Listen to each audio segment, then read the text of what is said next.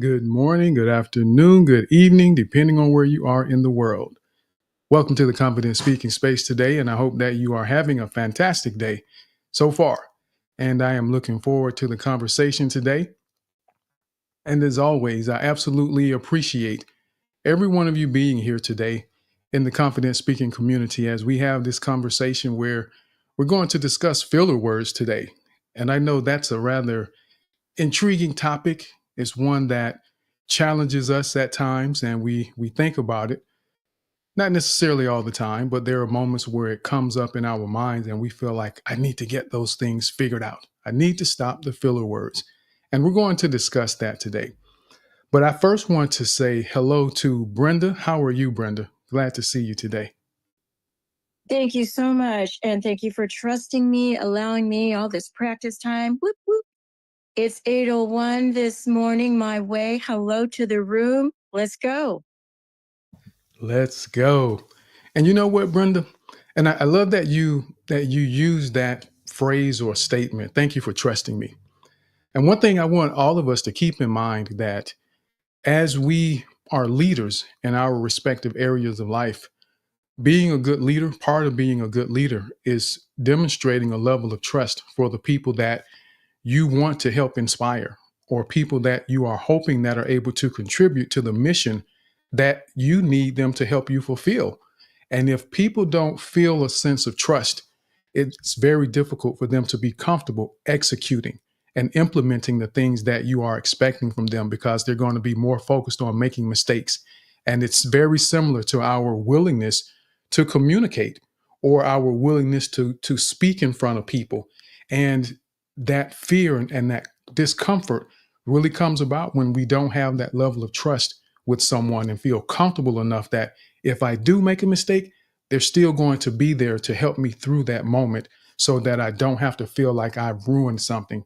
So, absolutely, Brenda, trust you totally with this because this is part of the process of how we all get where we're trying to go. And that's becoming more confident and effective communicators in our lives. So, thank you for answering the call.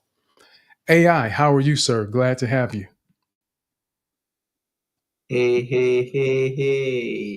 It's good to be here. Good morning, everyone.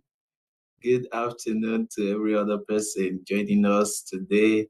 Oh, I miss this space. I miss everyone in this space. I miss Mr. Tim Voice. I miss Mr. Tim Voice, and it's nice to be here today.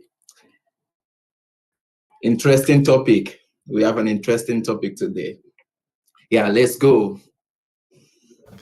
Let's go. Let's go. Well, glad to have you, AI. Glad you were able to make it. And we always enjoy the excitement that you bring. And that's something that I want people to really begin paying attention.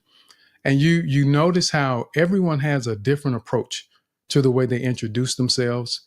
There's a different approach to the way that they present themselves. And as confident and effective communicators, those are some of the details and nuances that we want to be aware of. We need to be mindful of that. And again, back to the idea of being an effective leader, we have to take the time to understand the different personalities, the different needs that people have that are around us. And even if you aren't in charge of anything, you're still leading the way that people may behave themselves and conduct themselves in certain environments. So we lead by example, by the way that we present ourselves. And it's very important. So I really appreciate AI and the way he approaches things. The liveliness is contagious, AI. So keep doing what you do, sir. I really appreciate that. And I want to say for those of you that may be here for the first time, thank you again for joining. And I hope that you would come and participate to get involved in what we're doing in the community and in these spaces, because this space doesn't work unless you participate. This is how we get better. And you can go and listen to people for hours, days, months, and weeks at a time. But until you apply it, until you actually practice the things that you're hearing, you don't realize the maximum benefit. And I won't say that you can't gain from listening, but you won't realize the full potential and benefit. You don't know if you really have it until you actually try it and do it. So I want you all to come up and join the conversation, participate, share your thoughts and ideas as we get into this discussion in a few minutes.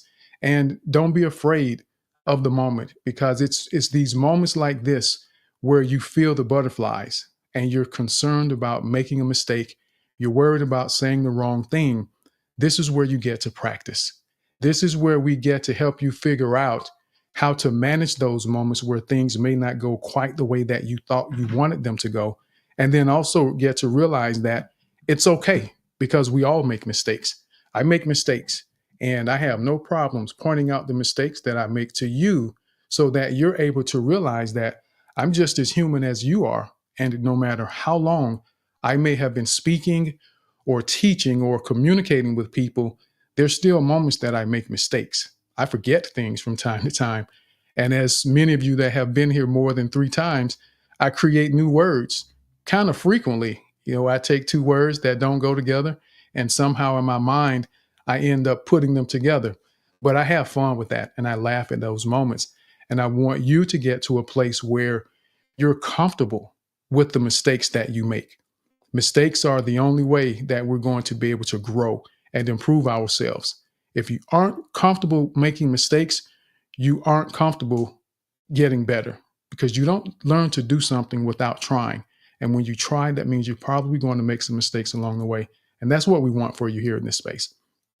So what we'll do is I will go ahead and let Amanda say hello, and then we'll get into the conversation, and then we'll see what some thoughts are that you all have and some of your experiences as it pertains to filler words, and see if you have a potentially different idea about filler words once this is over.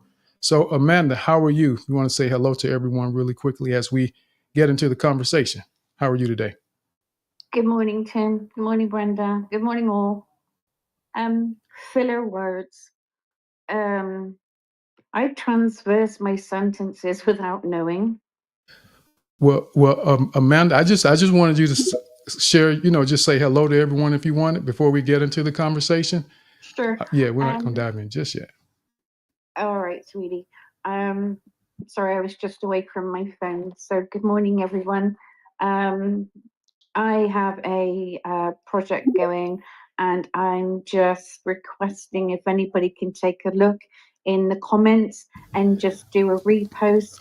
Amanda, Have a read. Amanda. Yes, I just wanted you to be able to say hello. So I don't want to, I don't want to go down that path if you don't mind. I'm not staying that long because I'm not that good. So I just popped up to ask for a little bit of a repost. Right, but see, this is a great moment to keep in mind. Mm-hmm. As you interact with people, as we engage. Mm-hmm. I want, and this is for everyone, to just be mindful about this. When we go into different environments, we have to be very careful about how we, especially if it's a new group, how we present ourselves, because there are some places that they absolutely don't want you to do that.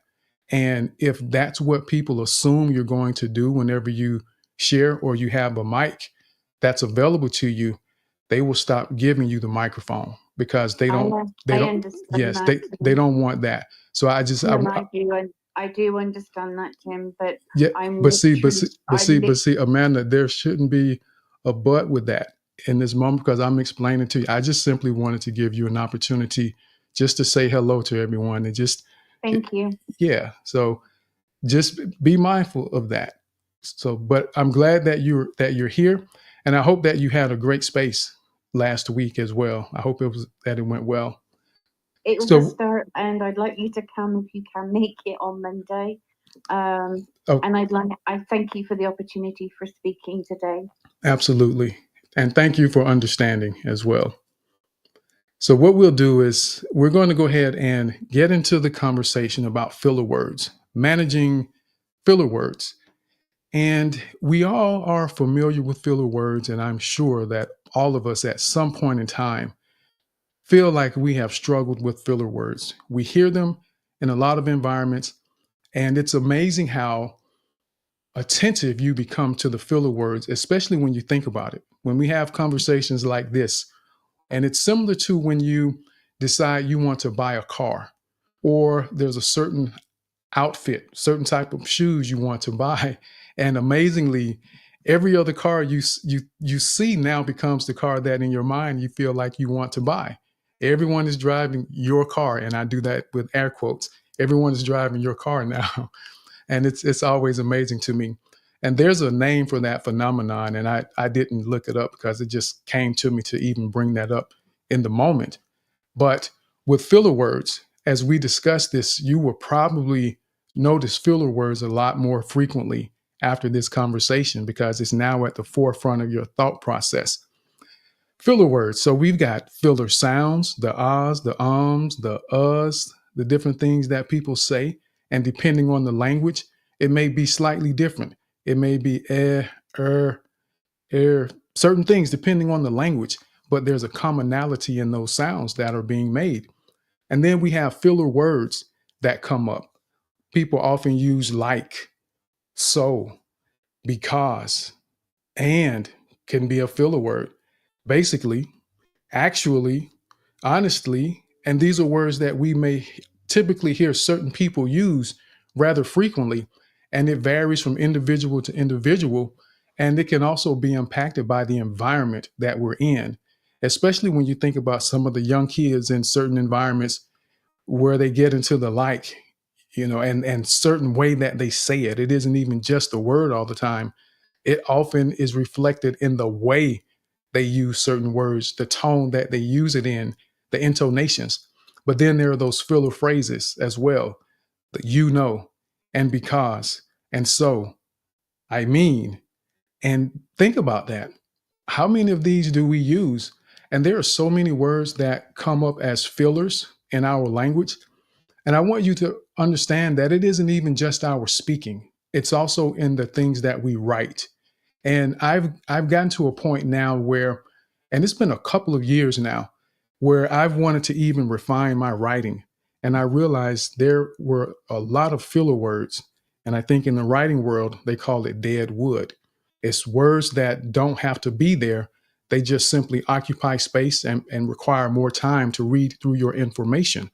And you want to get those out. And I have a tendency to interject words like just.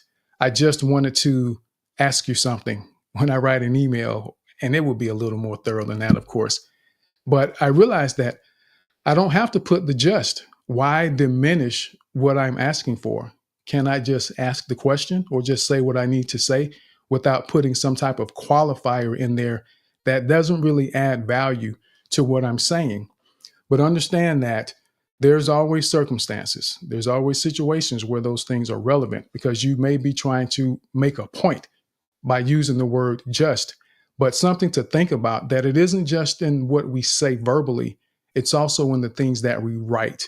And we have a tendency, for those of you who may not realize this, there's a tendency that we write the way that we speak. And pay attention to this the next time you're writing an email or writing a letter that you're going to put in the mailbox. I mean, how many people still put stuff in the mailbox? But think about that the next time you write an email or a text message to someone, and notice how you're probably speaking under your voice, you're speaking to yourself and you're writing what you're saying. So there's a correlation between what we say and what we write. And that's where it's important to really be intentional about developing and refining our communication skills, not just in what we say, but also in what we write. And that's why I try to be mindful when I write my posts, when I respond to people on the platform, in my emails. I try to use the correct punctuation and grammar so that I don't get lazy because it rolls over. And they say in sports, you play the way you practice.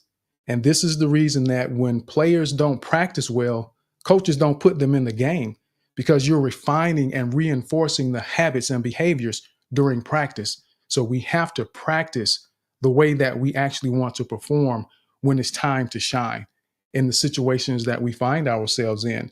So be mindful of that. And as we go forward, I want to share some potential reasons why we may use filler words. I want to share some potential benefits of filler words, and that may be a new one for some of us. And then when should we avoid them? And then also maybe a couple ways that you can consider trying to manage them. And I say manage them because it isn't about us having to necessarily eliminate filler words. And I think that's a misconception or an idea that most of us have had, that we need to just get rid of filler words altogether. And that isn't actually the case, because they do have benefit in certain circumstances. Now, some of the potential reasons we may use filler words. One is nervousness. When we're nervous, it's hard to think at times. It can be very difficult to process your thoughts.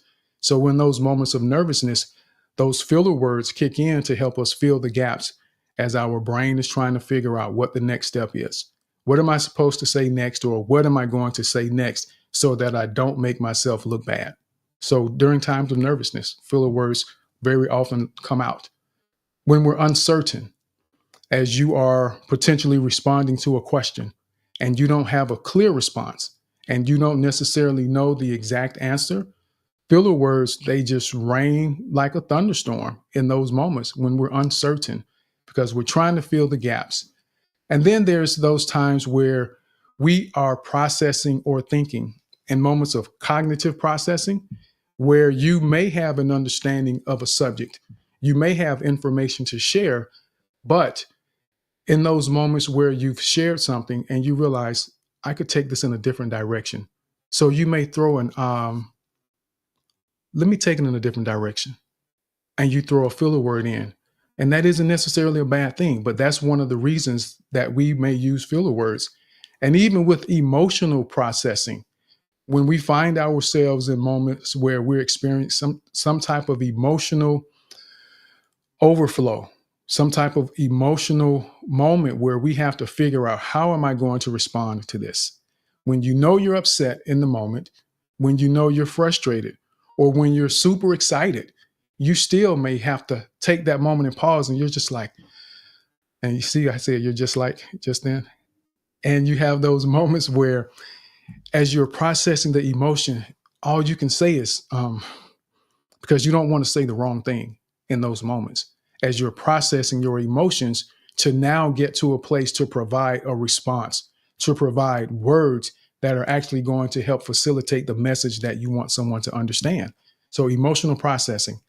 And then we get to a point where, for some of us, it's just simply a habit, because we've done it so long, we've heard other people do it, and we have a tendency to embrace or assimilate into what other people around us are doing. And that's why we have to be very careful about who we spend our time around, because their behaviors become our behaviors, even when we don't try to. And you may not realize it, but if you become more mindful and more attentive to what you're saying, how you're saying it, you'll realize that this wasn't even a part of who you are. It's this new friend that's in your life that now has influenced the way that you communicate. And then it becomes a habit, even when that friend is no longer in your life. So be mindful. So some of the potential reasons we use filler words is nervousness, uncertainty, cognitive processing, or when we're trying to think about something, emotional processing moments, and simply because it's habit. We've done it for so long and we just do it. And then some of the potential benefits of filler words. And I wanted to share these so that you don't beat yourself up about using filler words. And I've heard people say, oh, I'm just tired of these filler words. I need to stop with these filler words. And they happen, but it isn't always a bad thing that you use them. There are times and moments that filler words can be valuable. And you don't have to feel bad or feel badly because you use filler words from time to time. You may need time to think. And filler words can be a great way to bridge the gap for someone, to help them understand that you're thinking. You know what? You asked me a great question. Let me think about that for a moment. And it allows them to know that you're thinking, that you're processing. And that isn't a bad thing in those moments. Filler words can prevent interruption when you are trying to think. If you've ever been in a conversation where you have something you want to say, and the person is speaking, and what they're saying, they may flow in what they're saying, and then suddenly there's a break in their thought, and there's silence for a moment. and then you jump in, or someone jumps in while you're speaking during a brief moment of silence because your words had flowed very freely and smoothly during that particular aspect of your engagement, and they'll jump in. So filler words are a great way to prevent interruptions. It lets people know that I'm still thinking. Even though I may be silent for this next second or two, I'm thinking and I'm processing what my next thought is going to be. So it helps people understand not to interrupt because you're still trying to formulate your thought. It can make you more relatable, which is another potential benefit, especially in informal situations. When someone is so buttoned up and so precise in everything they do in every situation, that can make some people uncomfortable. When everyone is trying to have a good time, they're sitting around drinking their Kool-Aid and orange juice, or, for some, it may be cognac or tequila, depending on where you are. When you're having those moments, it can be uncomfortable sometimes when someone isn't willing to just let go and just relax a little bit. And I will tell you, I find myself that I tend to let the filler words flow a little more, especially at home when I'm talking to my wife. I tend to get a little more comfortable, and I hear myself saying them, but I don't worry about it that much. But I am mindful to make sure that I'm not overwhelming her with those filler words because they can become very distracting at times. And there are people that I've heard that use filler words, not just every other sentence, but it feels like every other word. And that becomes torture for me when I'm trying to understand. And then it's like riding in the car with someone that hits the brake every 10 feet. That's uncomfortable when someone is constantly pushing the brakes and you're trying to figure out, why are you hitting the brakes? There's no danger here. Why are you hitting the brakes constantly? And that's what an overwhelming abundance of filler words can do to your communication when someone is trying to listen and understand your message. It can be very difficult to get engaged and follow along because the filler words are now a distraction. And the last potential benefit that I'll share is that they can soften some of the hard comments that we make, some of the difficult conversations that we have. If you just flow right into something that could be, what's the word I would use? That could be hard to accept for someone, and you don't use those filler words, it can come across as abrasive. But when you use those filler words, it gives them the indication that you're trying to think about, how can I do this differently? How can I say this differently? If you've ever been in a conversation, which I imagine that everyone has at some point in time, when someone is sharing something with you that they feel is going to make you uncomfortable, you hear the pauses, you hear the filler words, how can I say this? And they use those moments to help put you at ease so that, again, they're able to think. They're able to figure out how they're going to manage even their emotions or being considerate of your emotions before they say what they're going to say. So there can be benefit to filler words when we use them correctly. And that's why I chose the title of managing the filler words instead of eliminating the filler words. Many times we think we have to just totally get rid of something, and that isn't the case. There's always a balance to what we do in life, and there's always an opposite to the things that we do. There's always balance in life. And I like to make sure I provide the idea of balance in anything that I share with you, so you never walk away feeling like there's only one way for this to work or for it to be right, because that's very rarely the case, that there's only one way. Very rarely. Now, when should we avoid them? We should avoid them in interviews as much as possible, in professional presentations, in negotiations. Goodness, you don't want to be negotiating with a lot of filler words, especially the ahs and ahs. If you come across with a lot of ahs and ahs, the person you're negotiating with is going to sense uncertainty. They're going to feel, even if it isn't true, they're going to feel as though you're nervous or as if you're unprepared for that moment. So they will probably go on the attack and essentially bully you into getting everything that they want in that negotiation. So be mindful. When you're teaching, you don't want to teach people doing your presentations or with young people, and there's a lot of ahs and ums or a lot of filler words that are obvious to people. And remember, there are times we may use filler words that aren't always obvious to someone else when we use them. But the ones that are very obvious, the those stand out in any culture, in any language for the most part. They stand out. And when your presentation or what you're teaching is riddled with those, just layered with them, every 10 words, it will be distracting. And it doesn't allow people to truly grasp as easily what you're teaching as they would if you didn't have those. And you know you don't want to do that if you're having a public appearance. And everyone get ready, because some of you are going to be doing interviews here in your lifetime, and some of you in the very near future. People are going to be interviewing you. You may be on the news. And think about news broadcasters, commentators for sports, or anyone that's in the public. You don't hear the ahs and ums. You don't hear a lot of filler words. You will hear them sometimes, depending on the type of interview. If it's a long form interview where they may be doing a 30-minute segment with someone and they're very relaxed, they're sitting in the lounge chairs, you will hear them say some ahs and ums because it's now a more informal setting.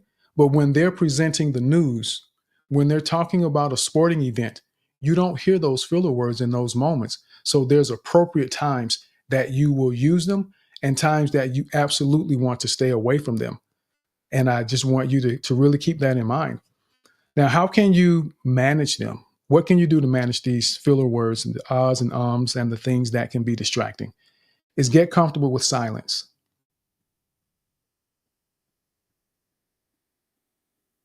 Get comfortable with silence. I'm okay with silence. And there are a number of times when I'm teaching in person with groups and I ask a question and everyone just sits there. So I just sit there or I stand there and I just wait. I wait for someone to respond. And a lot of times they will say, well, okay, I think this, I think that, because people tend to be uncomfortable with silence. So someone is going to break that silence, and I'm comfortable enough with it to wait and give them a moment to think about it. And we have to be mindful of this as well when we're speaking, when we're sharing things and having these interactions with people. The silence in many cases is people trying to think. We can't ask someone a question that we have already had time to think about and automatically expect them to be able to respond just like that. It doesn't always happen that way. So we have to be able to give them a moment to process and think about how they want to respond. But get comfortable with silence. The next thing I would say as a potential way to help you manage filler words is to identify when and why you use them.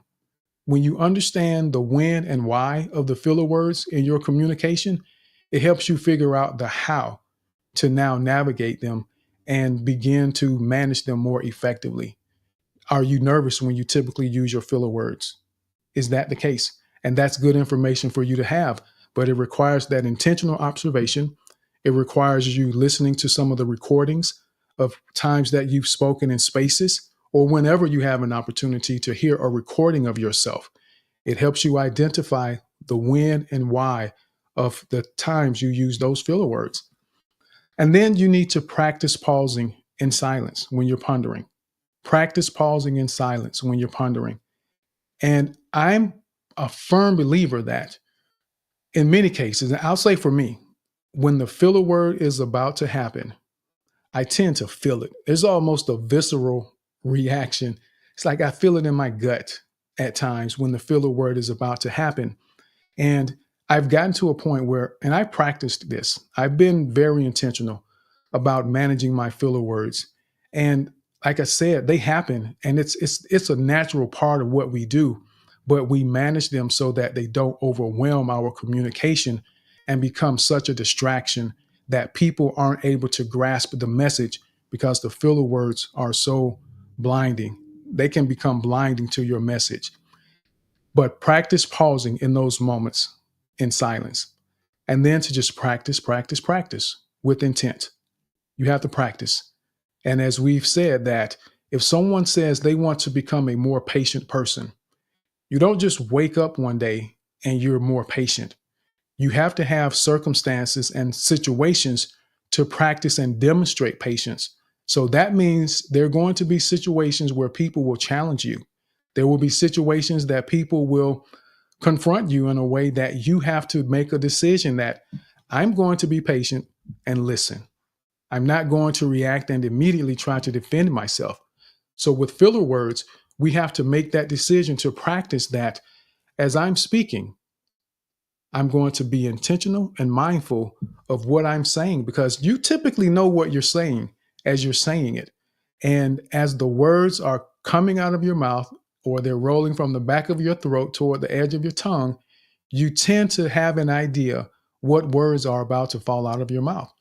And today, I want you to think about that. I want you to practice that today. And this isn't necessarily extra pressure, even though it may be. But think about that. Be mindful when you're speaking today and see if you're able to manage your filler words and practice that pause. When you detect that filler word on its way, just pause and say, nope. And say, nope in your mind. Nope, you're not coming out. And just wait until you have the next thought. And it gets easier over time. And you get to a point where you're able to use them intentionally the way that you want to when you do want someone to feel comfortable with you, when you want someone to understand that this is an informal conversation that we're having, or you want someone to understand that you're still thinking so they don't interrupt you in the middle of your thought and jump in with something that they want to say because they don't realize that you still are you're still communicating a thought. And I want to share this one last thing with you. There's some research. There's a lot of research about filler words, but there was one that I saw, and it's from Mortar Research. It's a company in the UK, and they did a study a few years back, a study with 2,000 people. I'm just going to read this little snippet that I grabbed to share with you. The research participants listened to 2 speeches about Brexit. One speech had no fillers, but was full of fake news. The other, factually accurate, but had fillers. 57% of listeners thought the fake news speaker was well educated. Only 36% thought the same of the other. The factually incorrect speaker was also rated to have better people skills, more intelligent, and was seen as more attractive. How about that? The impact that filler words, when they are overwhelming in our communication, the impact that they have on people's perception of us. You could be the most brilliant person in the room, but if your comments and thoughts are full of filler words, it makes people wonder at times if they take the time to listen to everything that you have to say. So I just thought that was a really interesting note and a bit of research just to think about that. Using a lot of filler words makes people see you as less intelligent, potentially, less educated. But even if you aren't telling the truth, and I've said this before, that when you communicate with confidence, you could be giving people absolute mistruths, lies, and they will believe it because of your confidence. So with that, I'll just say potential reasons we use filler words is because of nervousness, uncertainty, cognitive processing, emotional processing, or simply because of habit. And we also need to make sure that there are some potential benefits when you need time to think. It can help prevent interruptions. It can make you more relatable in informal situations, and it can help soften the blow of some difficult comments that you need to make with people. And potential ways to manage them is getting comfortable with silence. Identify when and why you use them. Practice pausing in silence when you need to ponder a thought. And practice with intent. So with that, I see some hands, and I'm curious how filler words have affected you and how you're affected when you hear people that are using filler words in communication with you, especially when it's a lot of them. So Brenda, we'll begin with you, and then we'll go to Josh and then Mark. Okay, so I'm going to add some filler, and that is patience. And you do not know patience until you help someone walk to the bathroom that's 15 feet away, and it takes 15 minutes each way to go to the bathroom. And you're like, come on, Mrs. Johnson, hurry up. But no, you can't do that. So patience, patience, patience.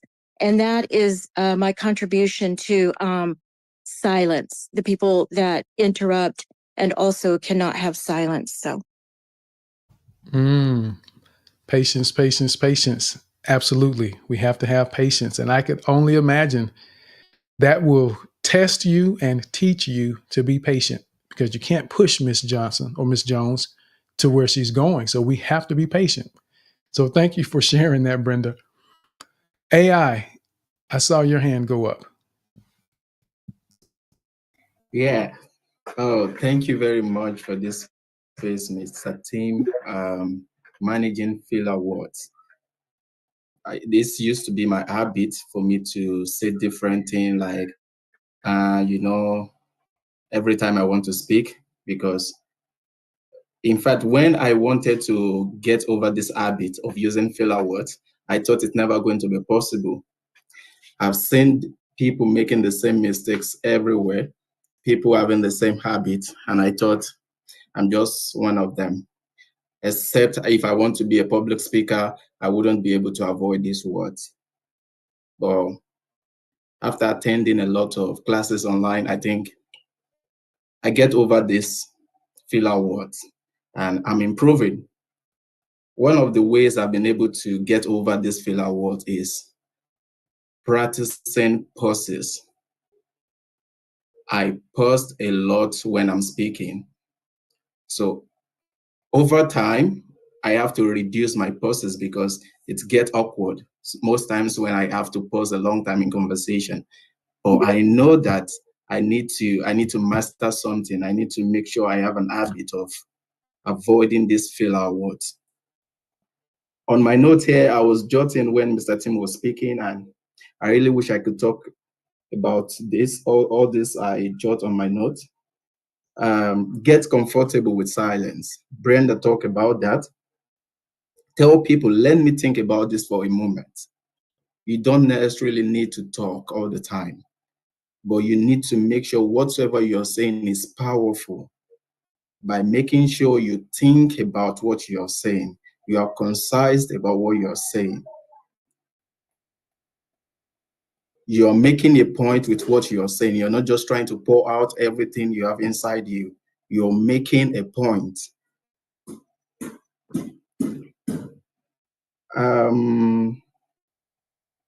I still use so we are improving, by the way. I'm improving, and it's nice to be on this space. This is why this space exists. Thank you very much, Mr. Tim. Absolutely. Thank you, AI. Let me drop that for AI, because everyone, you can tell if you've ever heard AI speaking before, you know the liveliness and the joy that just comes through when he's speaking. And he was very intentional in that moment to pause in silence and to not allow the filler words to consume him. And the ones that he used, they were well placed. I feel like they were very well placed, AI. So kudos to you and great job on that. And just so everyone knows, as we go to the other speakers and we continue on, part of what we do here in the community, we are, well, not part of what we do, but what we do in the community is in our effort to become confident, more confident and effective communicators, we focus on our 4 Ps, our pitch, pace, power, and pause. And every time you speak, there's an opportunity to practice that, which improves your dynamics when you're speaking. And it also makes it more pleasant when people are listening to you as you share your thoughts. And it can help provide so much value for you when you practice your 4 Ps, your pitch, pace, power, and pauses. We also refine our conciseness. So we use a timer in this space. So it's generally 2 minutes for people that have been here for a while, and then 3 minutes for people that may be new who are adjusting and acclimating to what we do in the space. And that isn't to deny you the opportunity to share all the beautiful stories that you have about your life. It's intended to teach you how to understand and have an idea of time when you're speaking, but it also teaches you to refine your thoughts.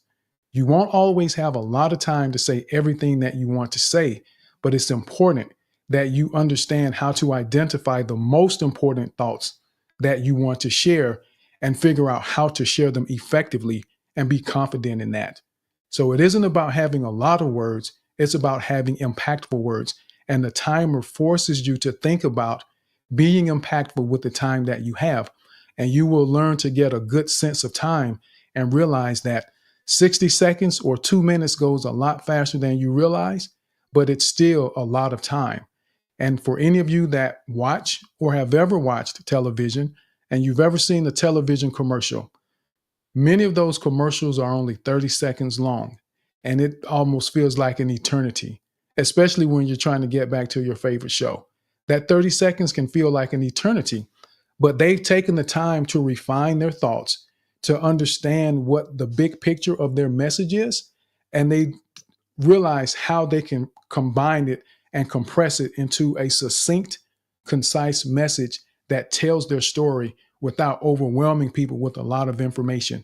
Because if it takes too long, people will absolutely change the channel. They'll turn, just like people will turn away from us if we take too long to share our thoughts. And that's why we use the timer in this space. Everything we do is intentional. There's a purpose for everything that we do in this space.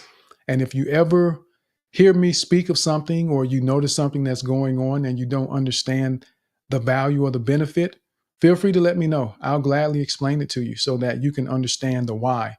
And this is part of us being intentional about our behaviors. We have to be intentional. If you want to become better at doing anything, it requires desire and it requires intent. So we're being intentional in this space because we absolutely want to become more confident and effective communicators in every area of our lives. And that's why we do what we do here in this space. So with that, we'll go over to Josh. How are you, Josh? Good morning, beautiful people. Hello, Brenda. AI, it's good to meet you, my friend. And of course, Mr. Tim Brown, it's always a pleasure to be in your presence. And hello, Mama B, I see you down here as well. I love this topic. I am gonna say the waste all of my time and my 2 minutes using fillers. No, I'm really good at using fillers. I really feel this in my personal relationship with my spouse. Her and I are two different neurotypes. I'm a conversationalist. I talk about one subject and I'll explain it in context. I want to give context in like 30 different ways on one point. She don't like that. It gets overwhelming for her. She speaks in bullet points. She's like, just tell me what I need to know. It's very transactional for her. Just tell me what I need to know and whatnot. And I have problems with her when she speaks in bullet points because she'll rattle off like 13 bullet points. I'm like, well, let's just take a pause here and stop at bullet point one. Let's have a conversation about it, and then we'll move on to bullet point two. So I overwhelm her, she overwhelms me. So know your audience and who you're speaking with, understanding that, sometimes context is important, sometimes bullet points are important. So I will pause and use the rest of my time to say,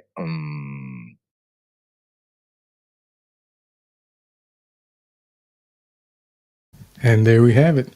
And I even gave him a couple moments just to make sure he was finished in that moment of pause. So thank you for sharing that, Josh. And that's a great example of how we really need to be intentional to understand the people that we're communicating with, the bullets versus context. And that can be a big challenge that couples have to figure out. And not just in your personal relationships, even on the job, you run into the same scenarios, but especially at home.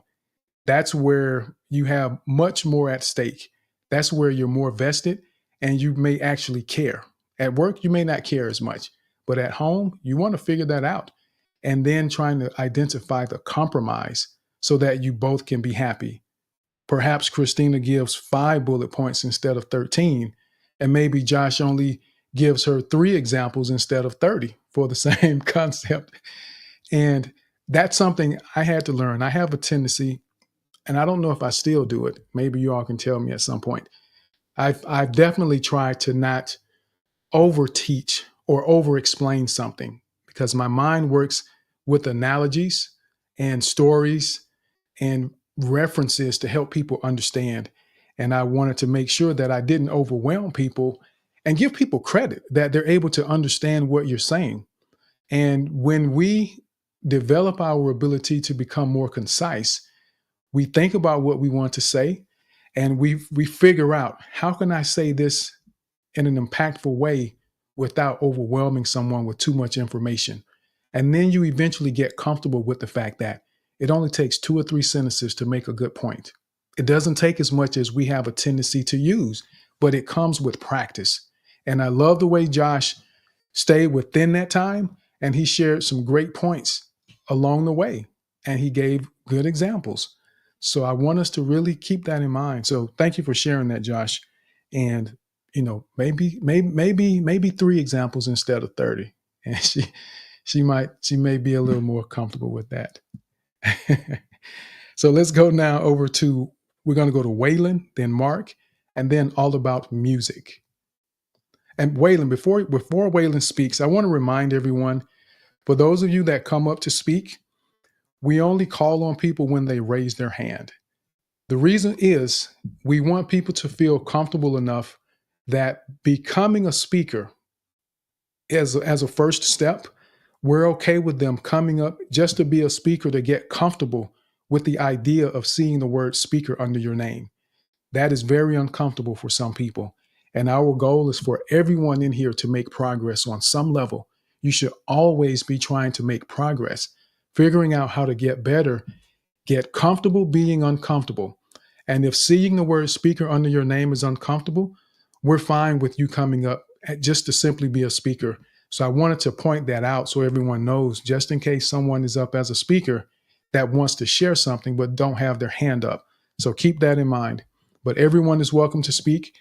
And I did forget to mention this earlier, that we will end a little earlier today. So we're going to trim 30 minutes off the conversation today. So we're going to end at 1 o'clock today. We're ending at 1 o'clock. So I wanted to throw that out there. But don't wait until the end. But we end at 1 o'clock today. Seize the moment, because you never know that opportunity that's waiting on you to show up. There could be an opportunity simply waiting on you to grab the mic and say hello to everyone. Someone may love the sound of your voice and want you to do voiceovers for a video project that they're working on. You never know, but it's a matter of showing up, making yourself visible to demonstrate to the world who you are, because every single one of you in this space has something of value that the people need. Someone needs to hear what you have to offer and the way that you offer it, because I won't connect with everyone the way that you do. And there are some people I connect with better than you do, but you need to make sure that you are willing to give what you have to offer, because lives change when we share our experiences with people. And I don't want anyone in here to ever miss an opportunity because you are afraid. Please don't miss a potentially life-changing opportunity because you're afraid. So use this time in this space, in the confident speaking community. Embrace the idea of mistakes. We love mistakes in here. We love mistakes in here because that means we're taking the chances, we're taking the risk in order to get better. That's the only way we get better, is being willing to make mistakes. I don't care about messing up something because I know it can be fixed. I'm smart, and I'm not going to go mix some chemicals together and make a mistake that could, again, be life-changing that I don't understand. But when it's within the realm of something reasonable, like how well we communicate, practicing our speaking, there are no mistakes in here that are going to damage your life. It's only going to give you an opportunity to get better. And that's why we're here. So everyone can get better, because I absolutely want the best for all of you. Let's go down to Waylon. Thank you for that, Waylon. Oh, no problem. Hi, Tim. Hi, everybody. Thanks for the mic. It's been a little while, so I apologize for my, gracing you with your presence so few and far between.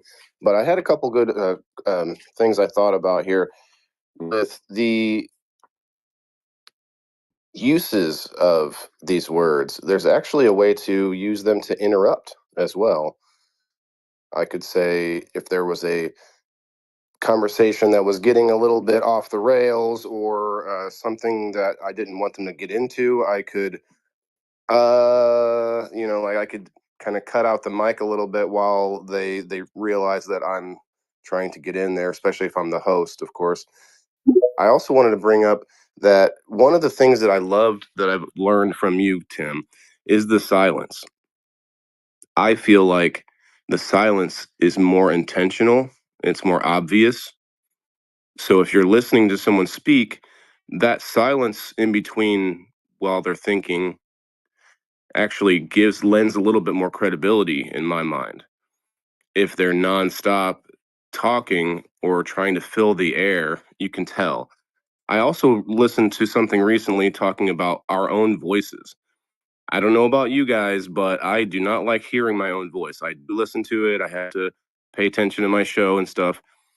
But what we actually do is we enjoy the sound of our voice in our heads. It's a soothing sound. It's a certain vibration we're all used to. We're used to it since birth, and babies like to coo to themselves. It was an eye-opening conversation. I said, "Wow, that's so true."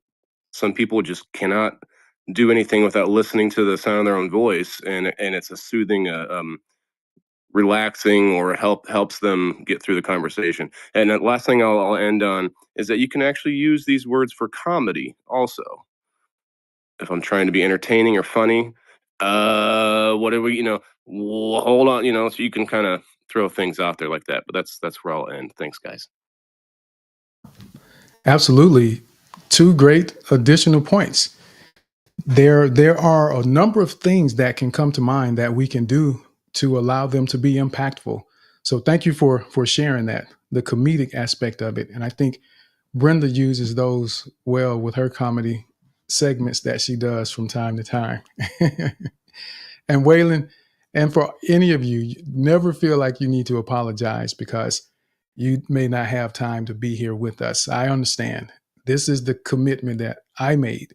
So whenever you're able to be here with us, we appreciate it and value your time, but don't ever feel like you have to explain why you haven't been here or that you haven't been here. I get it. I get it. So thank you for being here and thank you for sharing that with everyone. AI, I see your hand, and then we'll go to Mark after AI. Yeah, well on. It's nice to see you on this space today. I think I've never heard from you before, but this is the first time I'm on this space listening to you. You mentioned that people actually don't like listening to their voice sometimes, or they feel it is awkward listening to their voice. And I think I have had same scenario where I don't even want to listen to my voice. For instance, after speaking on this space, I don't even want to comprehend. I'm going back to listening to my voice to feel my mistakes, to just listen to my voice. I feel like it's so bad. Why should I listen to it? The only time I enjoy speaking is when I am feeling it in my head, just the way I'm speaking right now. But this is the situation, and I think everybody should have this positive attitude to listen to their voice every time. That is the only way you can improve. The only reason I think people don't listen to their voice is because they are unfamiliar doing something new, unfamiliar with the process. It is so new when you're speaking, and you don't even want to compare your voice to someone, just like Mr. Tim. You don't want to compare your voice to Mr. Tim. You feel like your voice will be zero if you are to rate your voice. I'm encouraging everyone on this space. If you're a kind of person like that, I want you to listen to your voice over and over again. Have sound record on your mobile phone. When you speak to people, try to record it. When you read out loud and record it. That is the only way you can improve. It is just an unfamiliar situation. You're doing something new, and that is the only reason why you don't like that. Thank you very much. Great point, AI. Thank you for adding that. And it is uncomfortable hearing your own voice because the way the sounds are processed is different when you're hearing the voice transferred through the bones in your head. It's a different sound. It's a different way that the sound is created versus coming from outside of your head into your ears, the way that we typically hear other people. And just pay attention to what other people are saying. And I'm sure all of you at some point, there's probably been someone that has made a reference to your voice and the way that it sounds. They hear something differently, and ask them how your voice sounds if you're curious what it sounds like to someone else. It usually isn't as bad as what we think in most cases, but you do get used to it, as AI said. And it's absolutely imperative that we do listen to our recordings in order to identify the areas of opportunity in order to improve.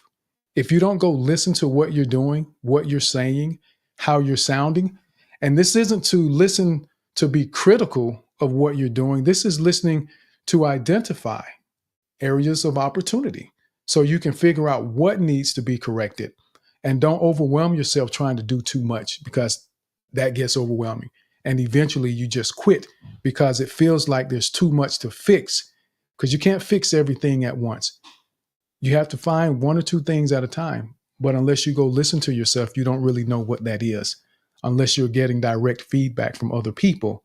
But it's still helpful that with the feedback from other people, you're able to make the connection to what you hear from yourself and what someone has shared with you in reference to the feedback they may have given you, to understand where the adjustments may come in order to improve that area of opportunity that you've been given.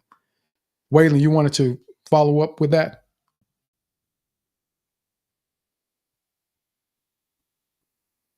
I'm sorry, I was just going to get back in line there, but I actually had a couple things.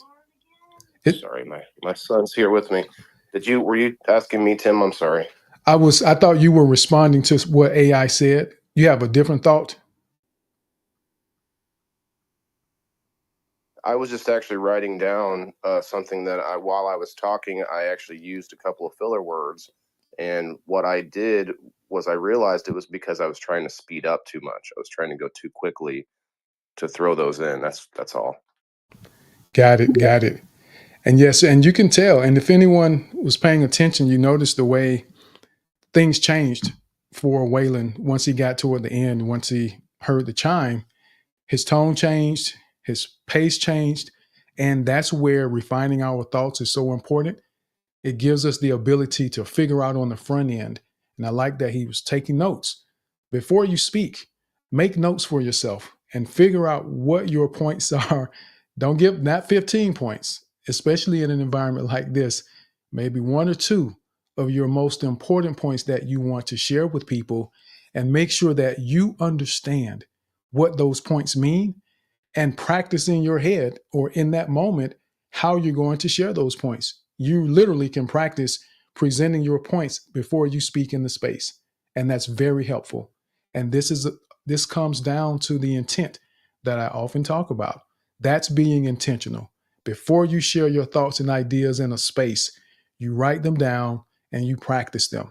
And that helps prevent the oversharing, the over talking, and it helps keep you from getting lost in your thoughts when you're speaking, because you know exactly what you're going to say, you know why you're going to say it, and you also understand how you want to say it. And when you say it, you can be comfortable passing the mic back because you've taken the time to understand what the point is that you wanted to make. So thank you for that. So let's go over now to Mark. Mark, how are you? Glad to have you, sir.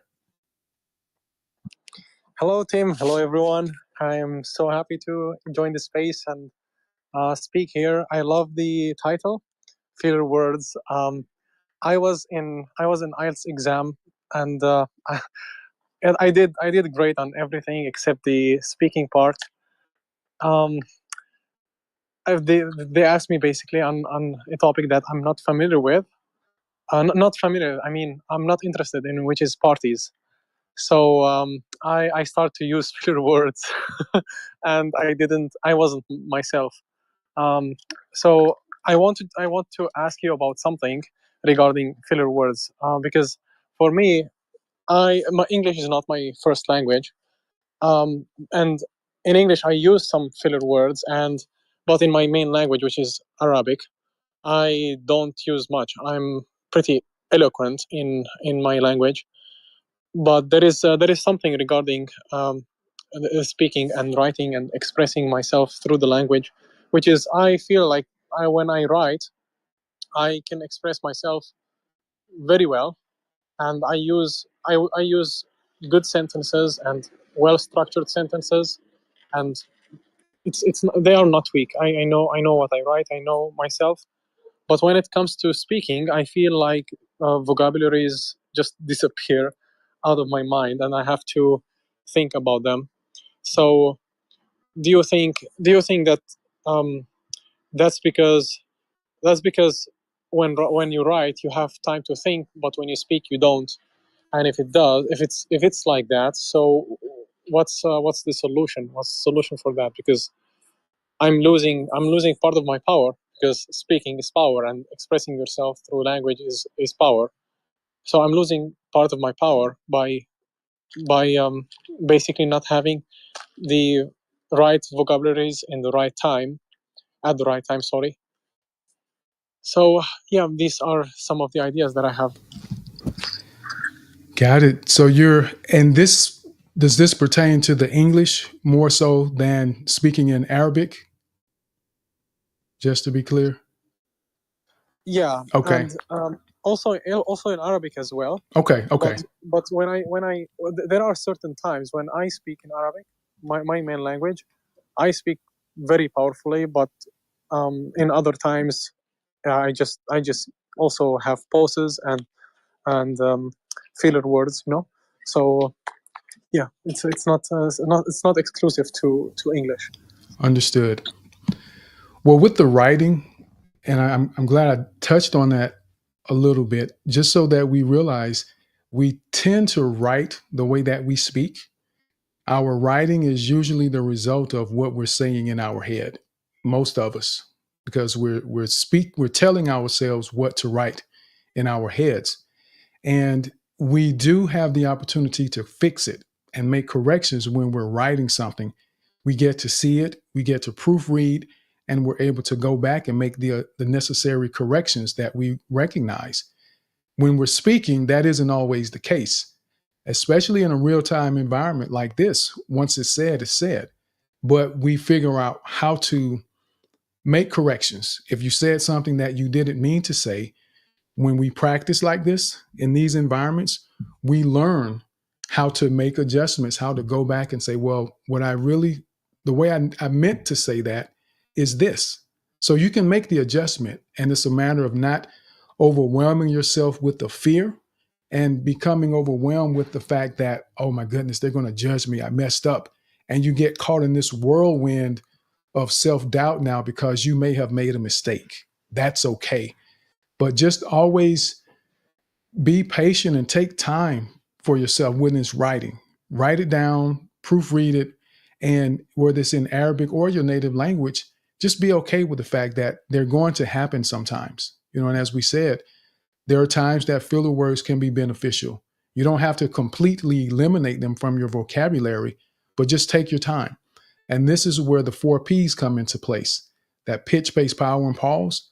The pace and the pauses are extremely valuable when you're trying to manage those filler words in your communication, because they give you an opportunity to think.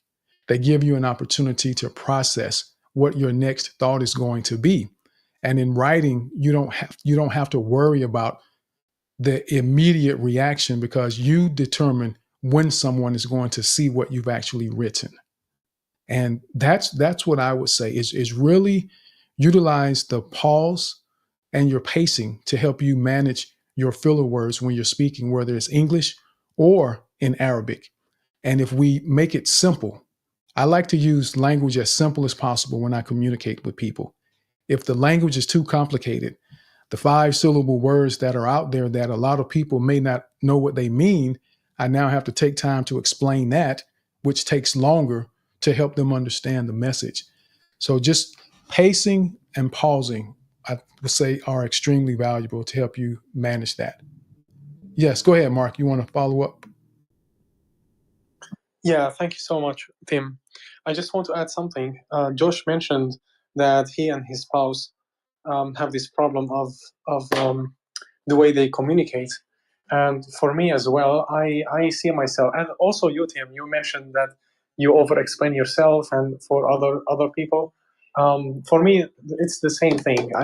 I feel like I over-explain myself and use the same idea, but I formulate it in different ways, and I even can connect the dots in ways that people feel like, what the hell? Well, what are you talking about?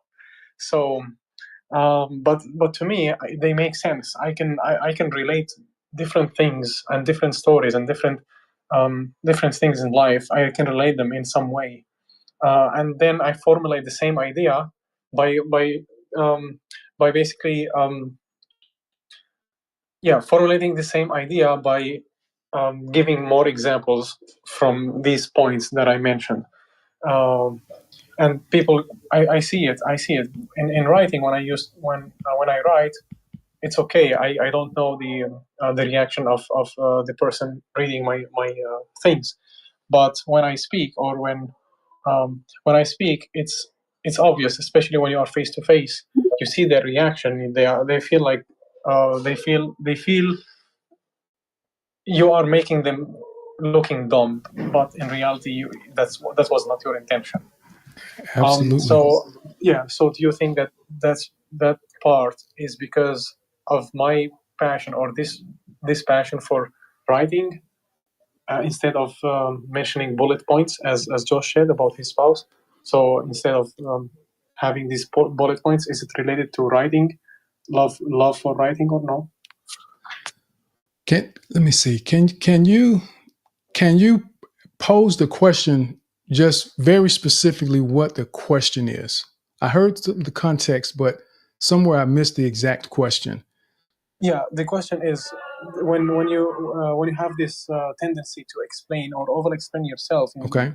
giving multiple examples, is that tendency related to our passion for writing? For me, I think so, but I'm not sure about you and Josh, for instance. Got it. The over-explaining, there's a tendency for us to feel like we haven't said enough, and we have to give people credit to be able to understand the message that we're providing them. And that's where I think it happens, is in our mind. And we could potentially be projecting onto them our passion, as you said, our passion for learning and understanding. And some people enjoy doing deep dives into topics. And you might read 5 articles about the same subject. And there could be an assumption that everyone else wants or needs this same level of information when they don't. And if we pay attention to the fact that if we think about what we're going to say, and again, this goes back to refinement.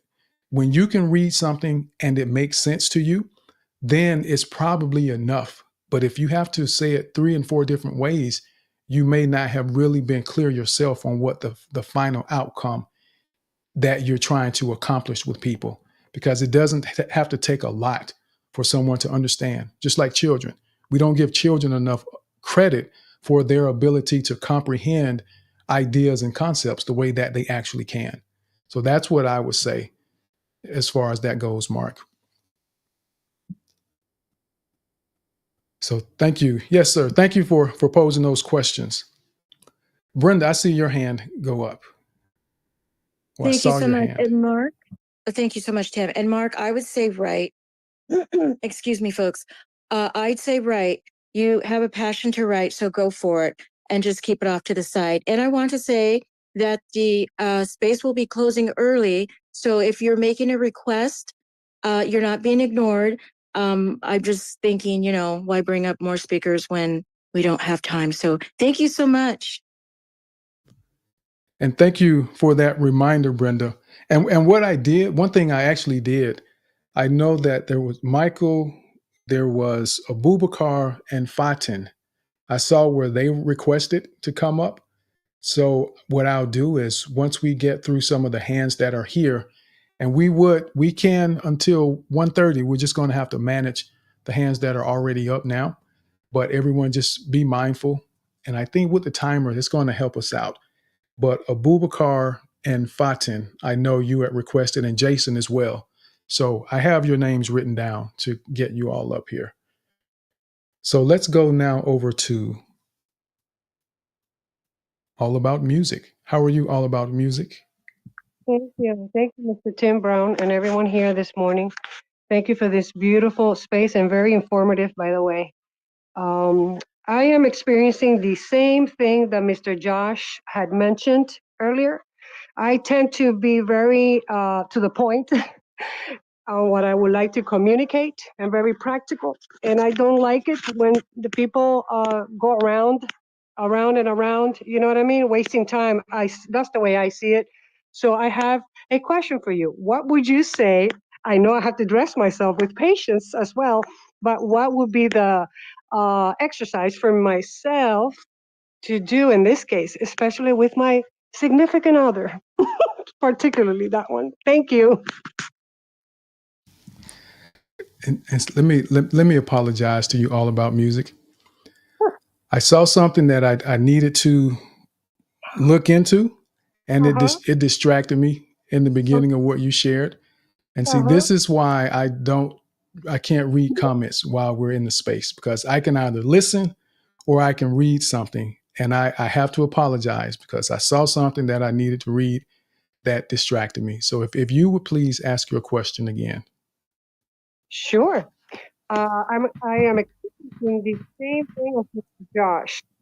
The back and forth, the discussions. I tend to go directly to the point of what I'm trying to say to my significant other, but he tends to go around and try to excuse himself, not to do something, I guess. I don't know.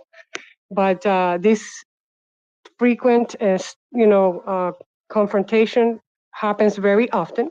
So I'm beginning to ask myself, is it me, the one that's not communicating correctly?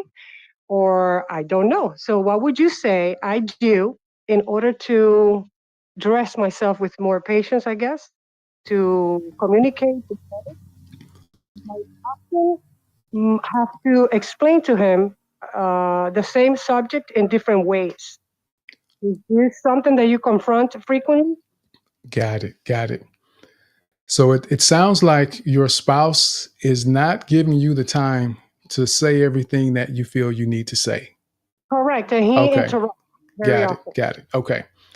And I will say that I experienced that in the early stages of my relationship and marriage with my wife. Yes, I went through that. And what I had to do was decide that if what I was doing was causing her struggle, because I wanted her to listen to what I had to say. But what I had to do was understand why, in my mind, I felt like she wasn't listening to what I had to say. And she said it was because I took too long to say it. I was saying too much. And that was the that was the oversharing that I was doing. And I had to decide that if we've committed to spending our lives together, there are going to be some conversations that I want to have. And I want her to listen to the things that I have to say. So I had to make the decision that I was going to figure out how to be more concise with my thoughts. So I made the commitment. And I like to call this eliminating the excuses. Whenever someone is complaining about something you do, or you're not getting what you feel you need from someone because of what they're feeling, I try to understand the why. What's their why? Why do they feel that way? And what can I do to make it better for you? And when I understand that, we have to decide to do that, to give them what they need so that they are that much more comfortable giving you what you need. It's give and take. So but in my experience is I'm always the giver, and it's a 17 years relationship, by the way. So I earned a crown of patience already, but the question is in my head now. Right. Should I move on? What should I do? Because this is not a new thing, you know what I mean? It's really tricky here. Well, now we're rolling over into a different level of conversation with this. And this is one where, if you were my friend and we were having a conversation, I would say, hey, All About Music, do you think you and your spouse will want to have a conversation where we all talk about it? Because there's always elements to situations that one person doesn't always share or that one person doesn't always consider.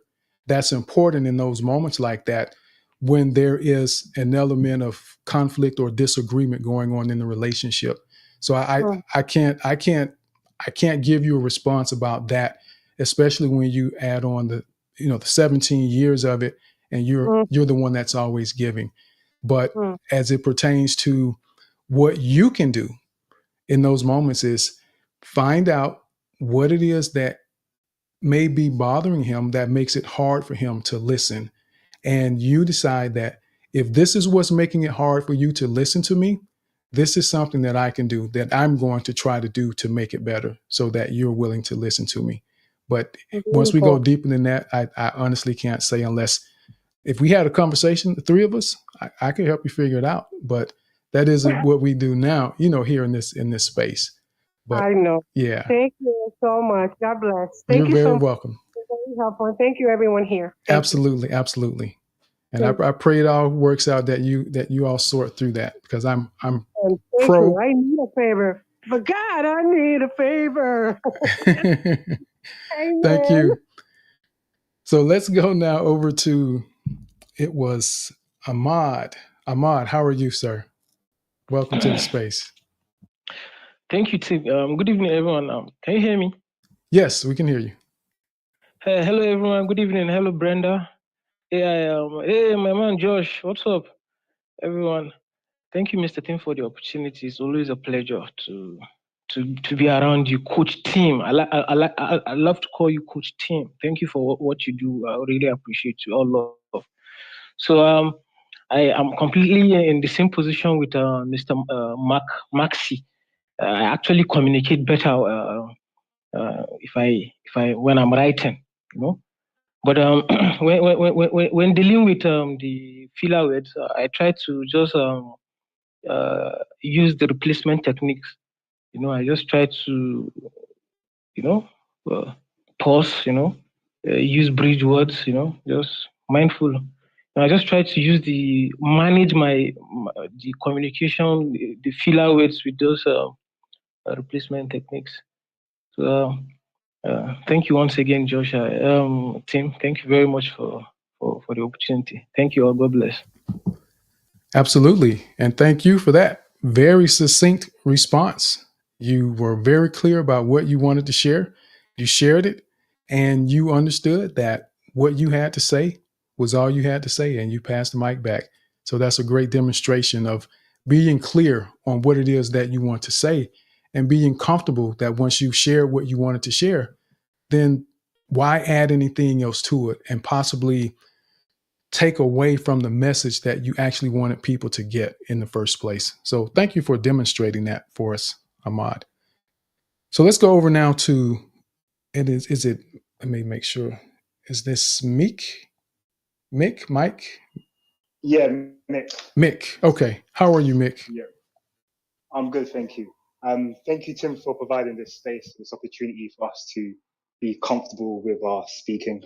So one of the points you raised, I felt like you kind of read my mind, and that was cognitive processing whilst engaging in a conversation or a speech.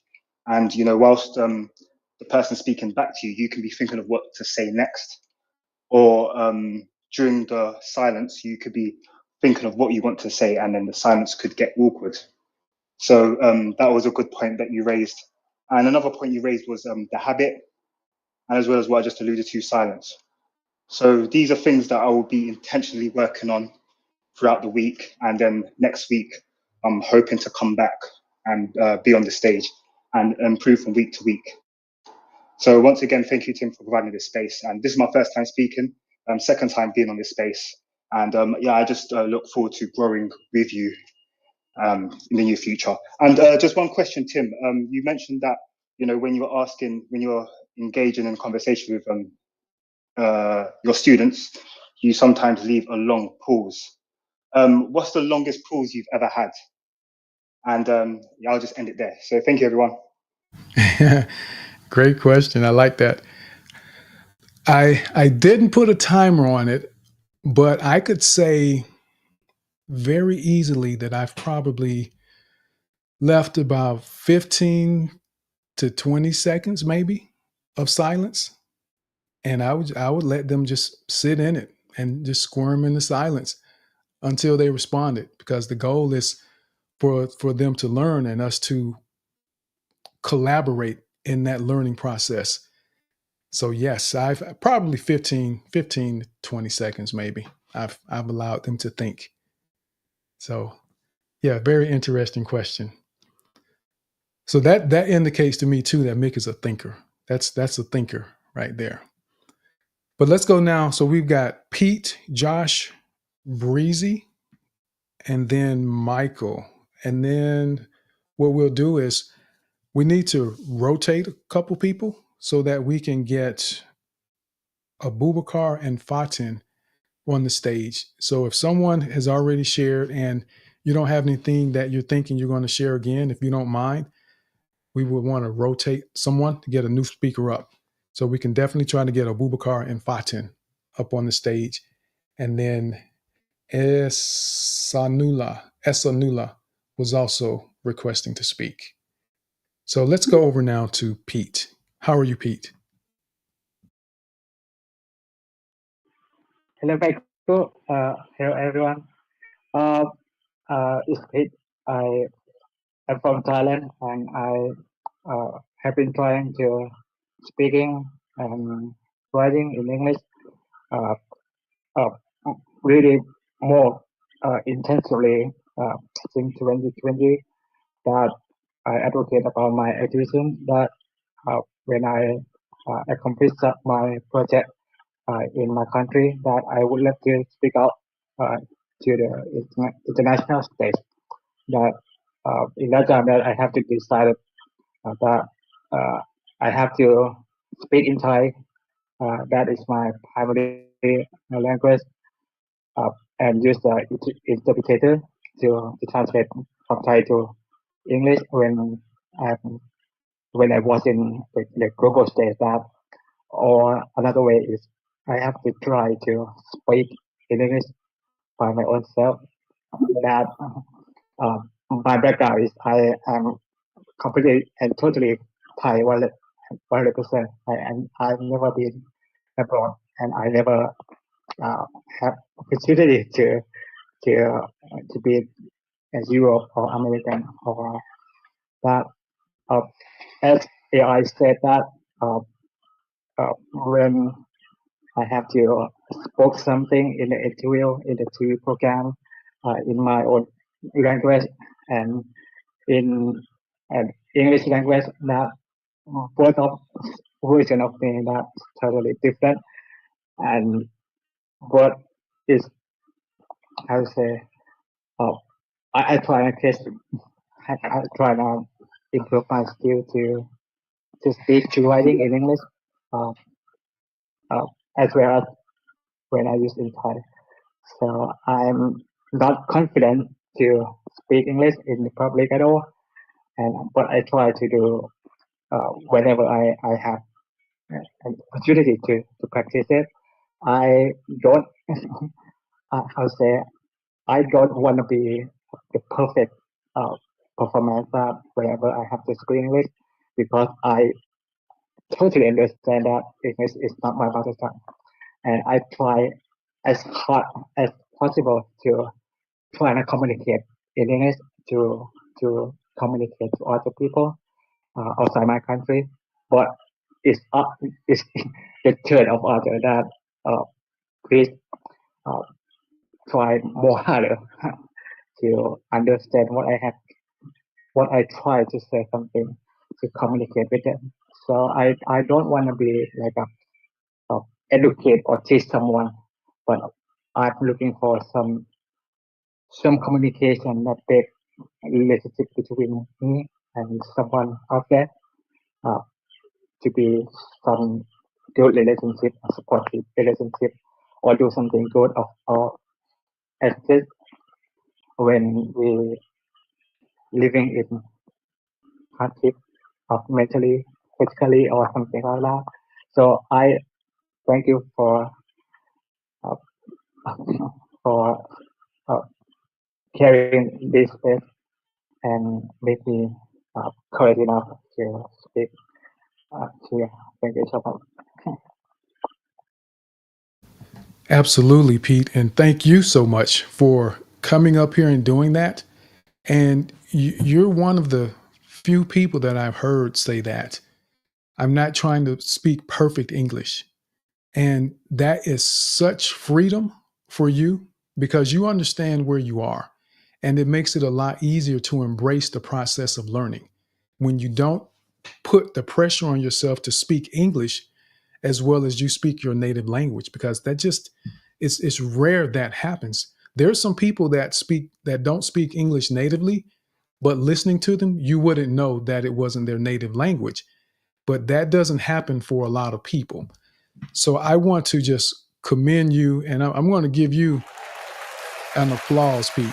So you know how impressive that is, what you've done, and that you're willing to take the risks. You're willing to make the mistakes because you know where you're trying to grow. You're more afraid of not accomplishing your goal than you are of making the mistakes. And that's very commendable. So thank you, Pete, for coming up here and demonstrating to people that it's okay. You don't have to be perfect. And going through the learning process is something that we all have to do. I'm still trying to learn Arabic, Pete. I'm trying to learn Arabic at this point. And I'm not ready to have conversations. I can recognize some words when I see them. And if I can read it a little bit, but I'm not conversational at this point, but I'm growing and I'm still going through the process. And at some point I'll get there. So thank you for demonstrating to people that it's okay.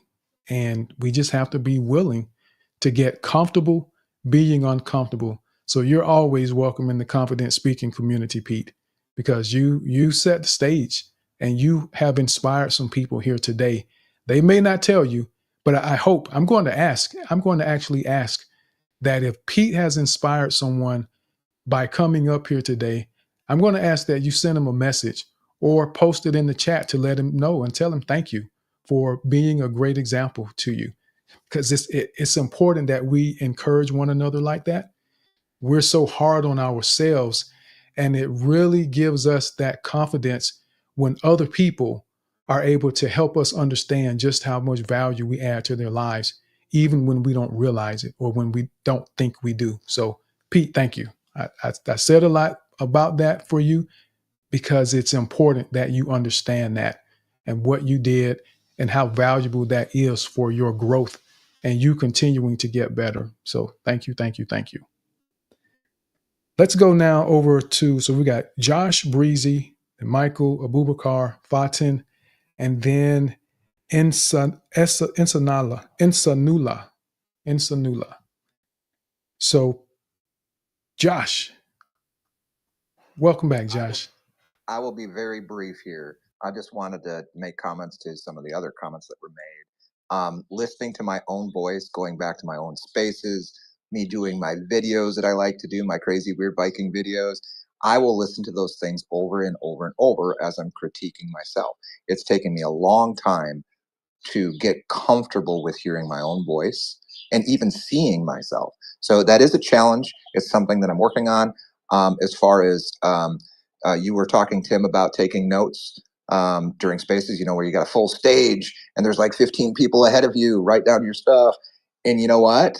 I intentionally don't write anything down in this space because what I am working on is, when you go into a job interview, you don't know what the questions are going to be. You can't pre-script anything. You can have your elevator pitch, but you don't know what's going to be asked of you. And that's why I love doing the challenges in here. I purposefully don't like writing things down because I'm learning to be more concise in my speaking without the notes. So I don't take notes in this space very specifically for that reason, because you never know what might come up or questions that are answered or asked. So there it is. That's my final share. Thanks, Tim, for the mic again. Absolutely, Josh. And that's a fair point. And I love that. And this is where you have to understand where you are on your journey. You get to a point where you have some more advanced approaches that you want to use. And Josh, he's clear on what he's trying to develop. for those that are beginning and trying to figure out just this whole idea of conciseness, there has to be a starting point. And for some and many of us, and I still write bullet points for myself. And it's okay if you're at a point with what Josh is doing, that's understanding what he needs and what he wants to accomplish. And listening to your recordings help you figure those types of things out. So kudos to you, Josh. And I absolutely commend you as well, because you are working the clock very well when you share. And I can say that I've seen a difference in the way that you present it and what you share and the way that you package your thoughts in the space since you've been coming. And it's because you have become very intentional about doing that. And for us, we can't just accept what we have always done and say, well, that's just who I am. That is not the case. It shouldn't be the case. We have to be willing to make improvements and adjustments to what we do. The things that we demonstrate to the world is what we do. It isn't necessarily who we are, but it's what we do.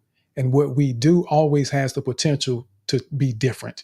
And we have to be willing to do that when necessary if we want to get better and understanding how we affect the world and the people around us. We may have to make some adjustments to what we do and how we do things without losing ourselves. That doesn't mean you lose who you are.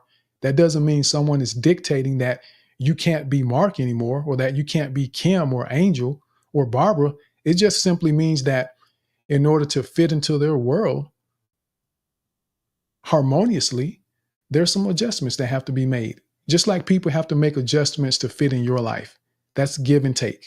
That's what relationships are about. There has to be give and take, and we have to be willing to do things a little differently in order to make it work. Because if not, we're saying that it's all about me. And you will not have any successful relationships in your life if it's always about me and only me. So keep that in mind. Let's go now over to Breezy. Breezy, how are you? I think this is my first time speaking with you. Good day. Can you confirm you can hear me? Yes, I can hear you. Okay. Yeah, this is probably my first time on stage, and probably my first time speaking on a stage like this as well. So my boss here, Mr. Shegun, put me up to this, so I decided to give it a shot. So personally, I don't feel like okay, my vision with public speaking, confident public speaking is not with articulating my words or um practicing Excuse me, Breezy. and Breezy, pardon the interruption. Is your mic close to you? I could hear you, but as you're speaking, it sounds like your mic is either far away or you may be using some wireless yeah, headphones. it's probably my headphone. Okay, Is it yes. clear now? Can you hear me now? That's better. That's better. Because I want to make sure that Okay. everyone hears what you're going to share. Okay, thank you. So my vision is not with articulating my words or consistency or what have you. But I feel like where my problem lies in the fact that I like to deliver value to whatever I say. Even when it's a joke, even when I'm cracking a joke, I like to make sure that someone gains something even from the joke. So that's where my issue with confident speaking comes from. If I'm not confident, somebody will pick something from this thing I'm about to say. I tend to keep my mouth shut about it. So that's where my issue lies. So if anybody has any contribution on that, I would really appreciate whatever anyone has to say about it. Thank you. So thank you. Thank you for coming up. It sounds like you're asking for contributions on how you're able to ensure that you add value when you speak to people. Is that the question? No, I said that I like to make sure that people pick value from whatever I say. And that's the reason why I don't speak sometimes. Because if I feel like I'm not confident of what I'm about to say, if it's going to add value to somebody, then I keep quiet about it. So I'm not asking somebody to tell me how to add value in my statements or in every sentence that I make, but I'm putting out here to everyone, if there's some sort of help they can prefer or maybe some advice they can give on how to deal with that, just to speak regardless, not considering if I had value or not. Of course, value is a great thing. We all know that. But then just do it regardless. The act, just doing the act itself.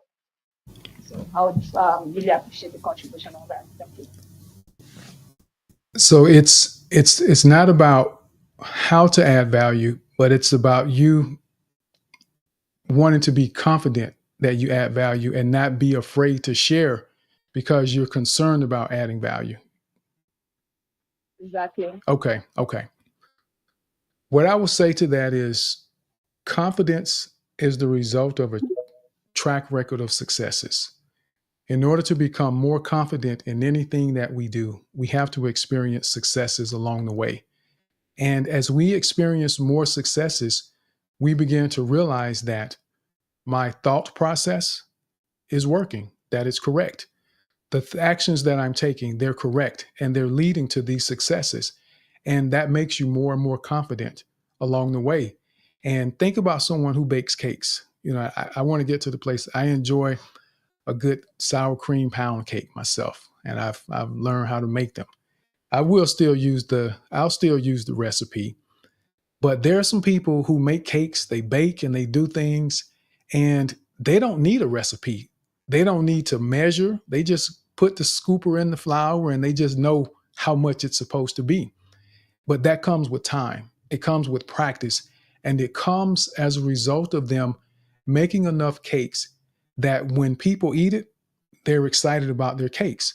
So they know that they've learned what it takes to give and produce the outcome that they're trying to provide.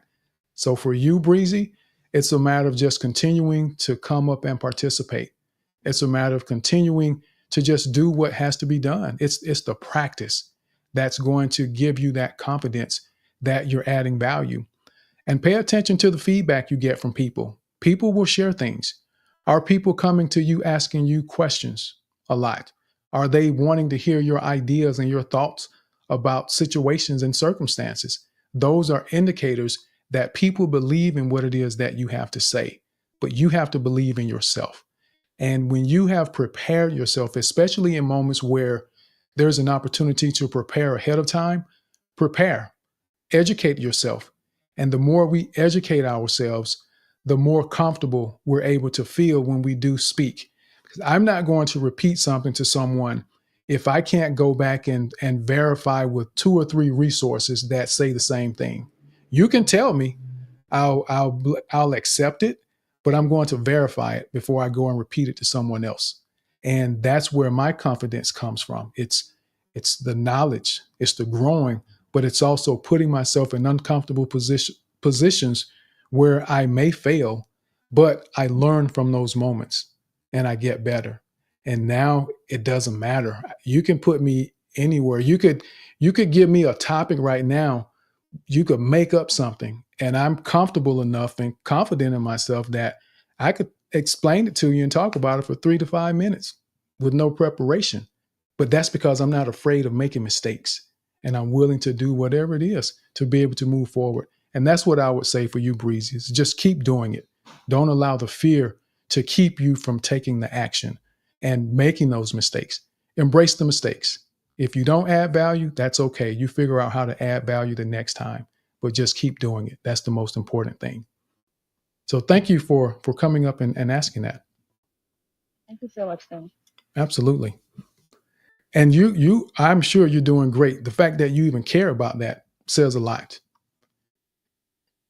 And before we go over to Michael, let me make sure AI, can you still hear us? I know on our side, it's saying that I see that you are not connected. I want to make sure that you can hear me. Can you give me a high five or something? Okay, so he may be having a connection issue. I'll re-add him. Go ahead, Hey, Brenda. Tim. Hey, Tim, can you hear me? Yes, I can hear you. Oh, do you see my hand or anything? Because I know when you mentioned the people in the queue, I wasn't listed. So I just wanted to make sure that you knew I had my hand. Yes, I did. I see you. I got you, Ingrid. Okay, I great. got you. Thank you. Uh-huh. Thank you. So Brenda, go ahead. We'll go over to you, and then we'll go to the next person. Okay, thank you, Tim. I wanted to get Josh before he left. I see he's still in the room. I think he's so awesome. I very much like him, and he looks out for me. And so I just wanted to add that and tell you, Josh, before you left. And I want to say to Pete, oh my word, I think you did a beautiful job. I understood everything. You are doing so awesome. And Breezy, you are so blessed because I could barely hear you. And Tim was so patient with you. So let's keep going. There we go. Thank you very much, Brenda. So let's go over now to, so it was Michael and then Ingrid. Yeah, Michael and then Ingrid. Michael's in the house. There he How is. you doing? Doing well, sir. How about yourself? Tony D is in the house. I see. Yes, he is.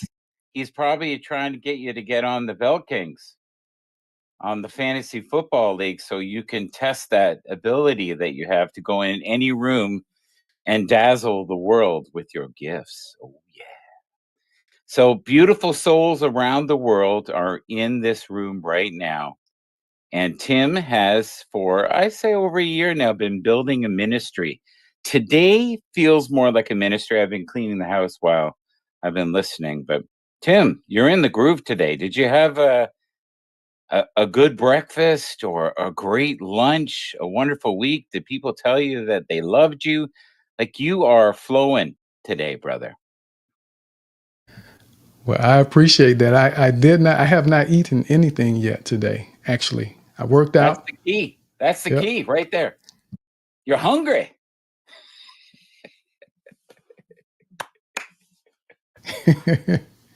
You're hungry. No, you are hungry, though. You're hungry to make sure that people are being the best version of themselves as they can be. And I noticed too with Josh. Great job. Great job.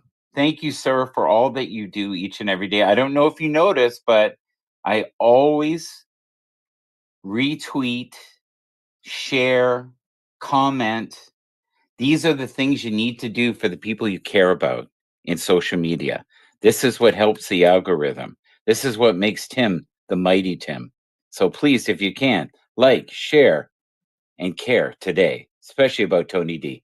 Give him a good follow. He's my dear friend. Thank you, Tim. Absolutely, Michael. Thank you, sir. Thank you for that. Always bringing encouragement and those little reminders for people to keep in mind how sharing is caring. Sharing is caring. So let's go now to Ingrid. And we're at 12:44, so we've got about 15 minutes left. Ingrid, how are you? I think you're muted, Ingrid, if you're speaking. Now I got it. Got it. Hi, Tim. Hi, Brenda. Hi, AI. Yes, like Michael. Michael, we share the same sentiment. And this is the feeling that we're feeling in this room today. But it's not just today. Every Saturday, just a different facet of this whole community that we have here. And I wanted to say personally as well to follow Tim, to Pete. Yes, I have a little note that I will be sending you. You did inspire the room, and I share a lot with you too because English was not my first language, and the English I did hear was improper. So coming here, I had to learn the right way. I had to then learn actually to learn to just be assimilate. And then I realized what you do learn, you are not afraid if you say something wrong or you're not ashamed and you don't mind the criticism when somebody corrects you. Because I do rather people to correct than talk behind my back. Oh, you heard what she said? You heard how she pronounced that? You know, that to me is such wasteful chatter. And yes, Karen, and in this space, and in all the spaces share this. You see us share. Tim has really brought us together, and yes, it's a good space. And thank you again, Tim, for allowing us to come to spaces like this so that we could take it across. Thank you. Absolutely. And thank you, Ingrid. And I love how graceful Ingrid is with the things that she shares, and even with the timing of what she shares. And what you begin to do, everyone, as you refine your ability to be concise, you establish a reputation that when someone gives you the mic, they know that you're going to be concise in what you share, and they will have absolutely no problem giving you the mic. Once you develop that ability to be thoughtful about what you're sharing, show that consideration for other people that are in the room, especially those spaces where there are 5 and 6, 7 hands that are raised. They won't hesitate when they know that you add value, because they can trust and be comfortable and confident that when you speak, you're going to share something thoughtful and you're going to pass the mic back. And it's going to allow them to continue flowing in their space. All of these things matter. They matter in pretty much every environment that you go to. And this is why I stress these things and focus on these so much, because I know how impactful they are in your communication in any environment.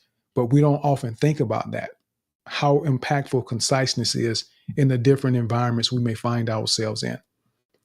So let's go now over to Abubakar. Abubakar, how are you, sir? Yo, good evening. Can you hear me? Yes, sir. I can hear you. Oh, good morning, good afternoon, good evening, Nigerian time. Well, it's great having me back on the space again. It's great to have such kind of beautiful space, as usual, as I used to come and join, even if I don't want to speak. But today the topic is more of it's more related to me, kind of, because just as Mark earlier talked about, when I speak, in most cases, since English is not my native language, so I do have this kind of break while speaking. So and sometimes you have difficulty putting the filler in there to bridge the gap when speaking. So I don't know if I'm the only one having those kind of issues, and I feel like I'm even more fluent or more direct when I'm writing than when I speak. I don't know if it's because I am still in the learning process of speaking in public or having more confidence in speaking. Well, that's just it. Thank you again. Thank you. Absolutely. And thank you for coming up and sharing that. Let me do this. Yeah, so always good to see you, Abubakar. And when we're writing, we have time to think about what we're saying. We have time to make corrections, and we can rewrite something. So it is a little easier in those moments.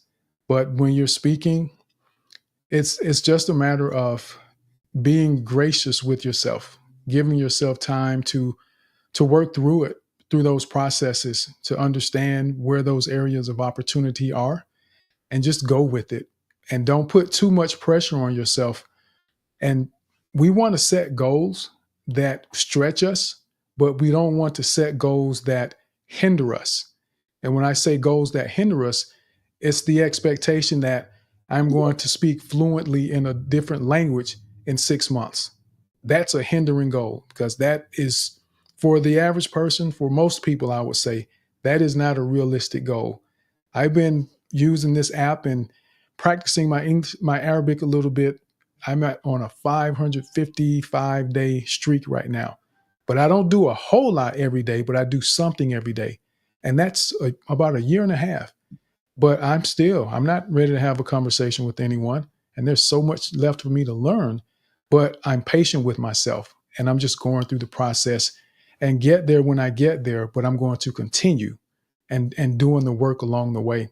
So that's what I would say, Abubakar. Just keep doing what you're doing, and don't put pressure on yourself to be at a certain level that may not be realistic based on what it takes to get where you're trying to go, because perfection doesn't exist. Just keep doing what you're doing, do the work, be intentional, and you're going to get there. I assure you, because you keep showing up here. So I know how intentional you are about the process. Thank you. Thank you very much, sir. Absolutely. Absolutely.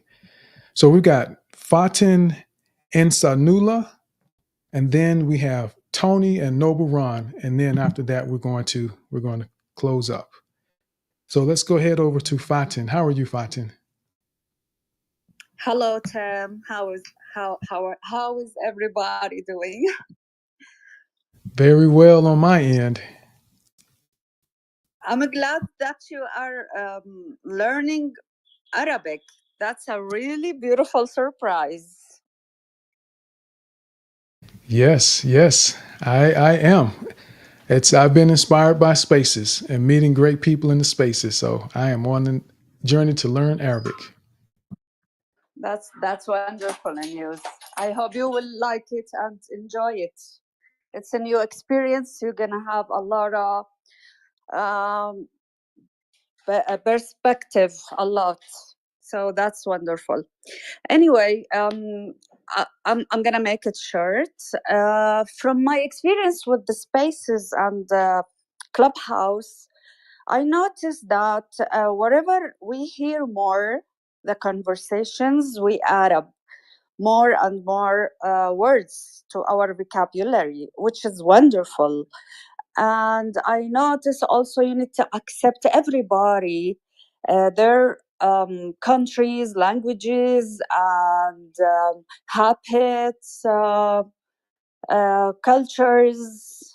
So my main point is whoever you meet, it's wonderful to be acceptable to them and thoughtful to them. That's my point. Now I have a question for you, please.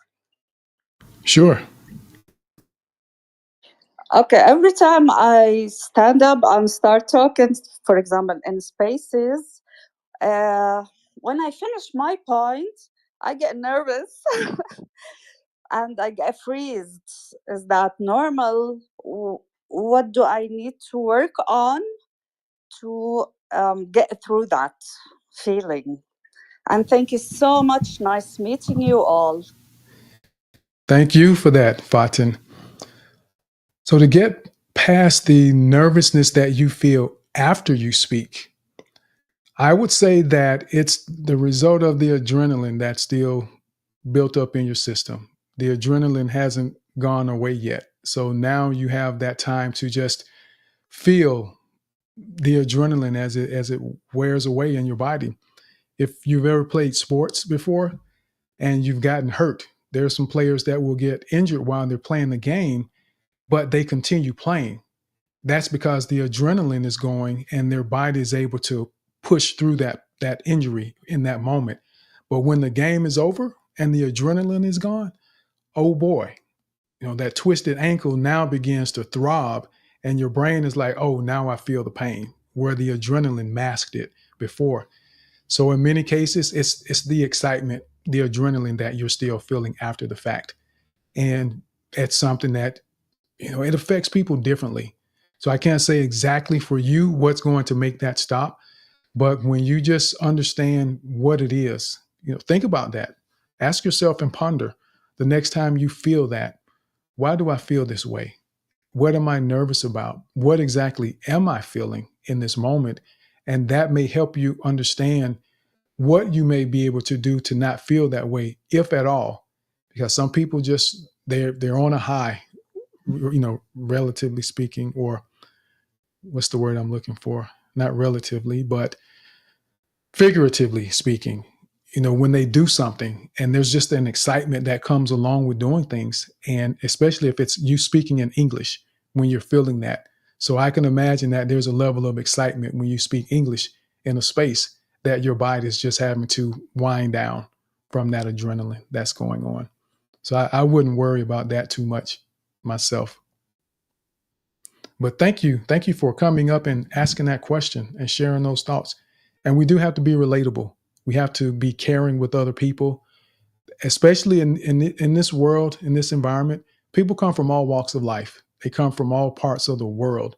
And we have to be mindful enough to understand that there are certain words, there are certain behaviors, there are certain ideas and beliefs that people have that won't always line up with what it is that we do or what we think. But we have to be accepting enough of one another to allow people the opportunity to be themselves without judgment. Because there's some things that they may not have learned. They may not want to know what you know. And we have to accept people for who they are and give them an opportunity to demonstrate with us who they are. And I want to say that I really appreciate and commend those of you who don't speak English natively and are at a point in your journey where you aren't comfortable with where you are in your speaking, but you do it anyway. Because I know that there are places and people who will make you feel uncomfortable because your English is still in the early learning stages or may not be as fluent as other native English speakers. So I commend you for still doing that. But do not allow those people to keep you from continuing to grow or continuing to get comfortable being uncomfortable. Because if there's 2 spaces where people won't give you an opportunity, there's probably 5 others that will. And this is one of them. So always know that you can come here to try to figure it out and work through that process, because we're all here growing together. So I thank you for doing that, all of you. I really appreciate it when those of you that don't speak English natively trust us enough to come and share your thoughts in this space, because I can imagine how uncomfortable that is for you, because it can be uncomfortable for native English speakers. So there's extra things you have to figure out when you're speaking in these types of environments. So thank you all for that. So let's go over now to Nsanula, and then Tony, and then Nobaran, and then we'll close up. Nsanula, not N, Nsanula. How are you? Thank you. I am fine. What about you, Mr. Tay? I'm doing very well. Thank you. I hope all of you will find and doing well. This is a very, very, very important space and very useful house for me. And I learned lots and lots of things from you. And I will say once again, thank you from you and all of these people that came in this space. I speak from Afghanistan, and today the topic's about the failure words. So according to my idea and my experience, that this is so natural for every person that during the speaking that make pause like and like that. This is so natural for everyone, but some of the person try to solve this problem. This is very important. Where for me, I had lots and lots of pause during the speaking daily negotiation, and also during presentation. I had lots and lots of this problem, but one way that was very important for me, that I record my voice during the speaking, during the speech, in the daily negotiation, and also in some presentation. That was very important for me. And after that, I listened to that record, and I find that here's my problem and how I can solve that problem. After that, I solve a little my problem. However, right now, I have this problem, but so little than the past. So my main idea is that if we try a lot to solve this problem, it's so easy, but it's not that like a revolution period like that. That it needs time, day by day, and also month by month, and year by year. We can improve ourselves, and we can use filler words to speak very good and powerful and with confident and like that. Thank you. Thank you for that, Nsanula. And did I pronounce your name correctly? Is it Nsanula? Oh, I see you changed it to Esan. Well, thank you for coming up and sharing that. And actually, in all the time that I have been hosting this space and speaking here, I don't think I've actually spoken to someone that's from Afghanistan. So I think this is the first time someone has actually said, I can't hear. can you hear me? Okay, there we go. AI, can you hear Tim? Thumbs up. I can hear you, Yes, yes, I can hear you. I can hear you. Thank Okay. you very much. Okay. So yes, but thank you, Ehsan, for coming up and sharing that. So what we'll do now is go ahead and go over to Tony and then Noble Run. Tony, how are you, sir? Mr. Belt King.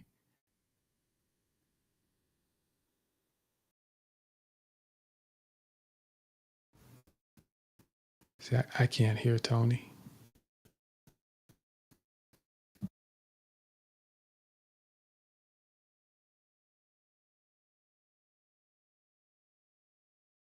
I can hear you, Tony.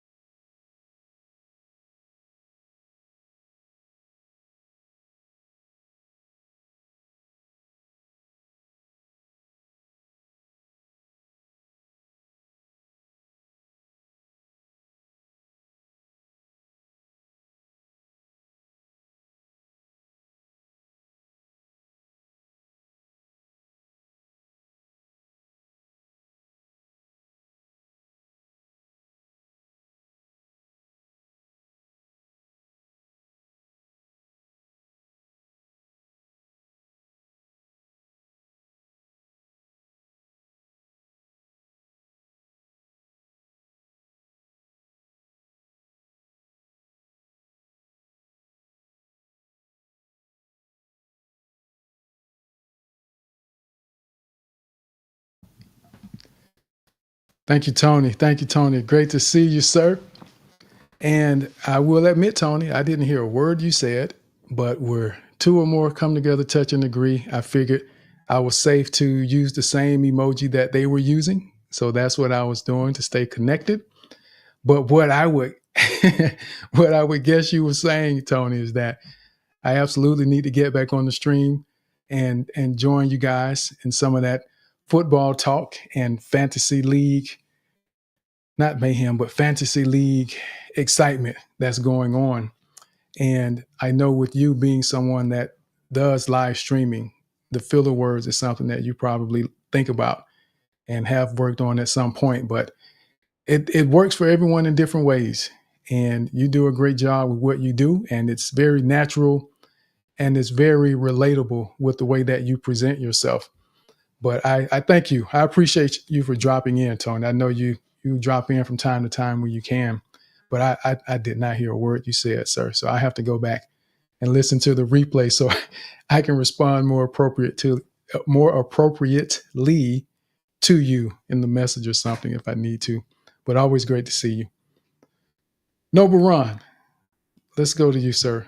And then we'll see if AI and Brenda have something, and then we'll get ready to wrap it up.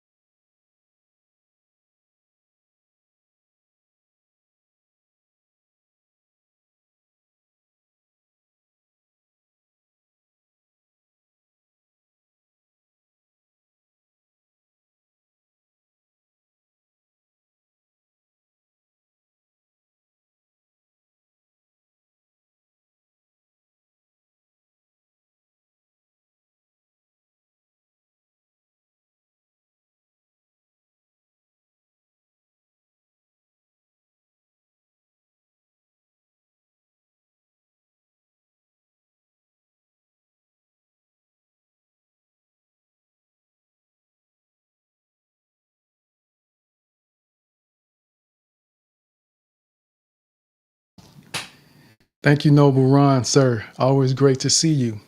And yet, once again, Noble Ron, I didn't hear a word you said, sir. But after being in spaces with you several times and enough times, I'm comfortable enough to say you're welcome. And I'm honored to be able to host the space and be able to share a little something for people that come in and appreciate the things we discuss in here. And I appreciate you as well and the way that you show up for everyone, the way that you strive to add value to everyone's life, and the connections that we have in this community and the others that we are in. They are extremely important and extremely valuable. And having the opportunity to be there for one another, it really makes a difference. And that support is what gives us the ability to be able to move forward in life, no matter what it is that we may encounter, no matter what the experience is. When we can come into a community like this and have interactions where people can not only talk about communication or filler words, but to address some of the underlying concerns that make you feel uncomfortable just being yourself, it matters. And we are here to provide that support for you, to help you understand that it's okay, that you don't have to worry about those mistakes. And we absolutely care about you. Just as Noble Ron said, we care about you and your well-being. So Noble Ron, I appreciate you being here, sir. Thank you for dropping in. AI, I see your hand. And I didn't hear a word you said, Noble Ron. I got to listen to the recording. Go ahead, AI. Any final thoughts, AI, you want to share? Oh, I thought this space is coming to an end, and I wanted to say a word for my Nigerian brothers here. Let me say my African brothers. I see a lot of new faces here, and I think the names are familiar. I could see some names from my tribe and different other names from another tribes here in Nigeria, some from Gambia, Kenya, and I know that we are all here to get to speak better. We really want to know how to speak better, speak effectively, and it's nice to meet you guys here. It's nice to see your face. One thing I want to say before the ending of the space is that if you want to learn to speak confidently for 1 year, if you give yourself 1 year, well, it's going to take you 1 year. If you give yourself 1 month, I promise you it's going to take you 1 month. If you give yourself 1 week, I promise you it's going to take you 1 week. And if you give yourself 1 minute just to show up on this space every Saturday, you're going to be more confident. You're going to stack up more progress. You're going to stack up more experience. You're going to stack up more practices, and you will get better. Today, I don't always show up the best, but believe me, there are times I speak on space, there are times I speak physically, and I'm just surprised. Is that I just ask myself if that is me. But I learn everything I do from this space, and I hone this space a lot. I'm coming back here to make sure I'm encouraging everyone who is showing up to this space, who feel like maybe you think this is your first time and it's going to take a long time, maybe a year for you to get better. Trust me, you don't need to wait for a whole year. You just have to show up here. You just have to show up, take up the mic, speak up. This is the same thing I'm doing. Even when sometimes I am more confident and I could speak fluently, I still come up here, make mistakes. I still get nervous, but I know every one of us who speak get nervous at the time. We still get nervous even as we improve, but we learn to manage our nervousness. So take this, please. Get serious when you come on this space. Get your notes. Don't just come here to listen to everyone. Get your notes. Take it more serious. These 2 hours we are spending here is going to change your life. Trust me. Thank you, everyone.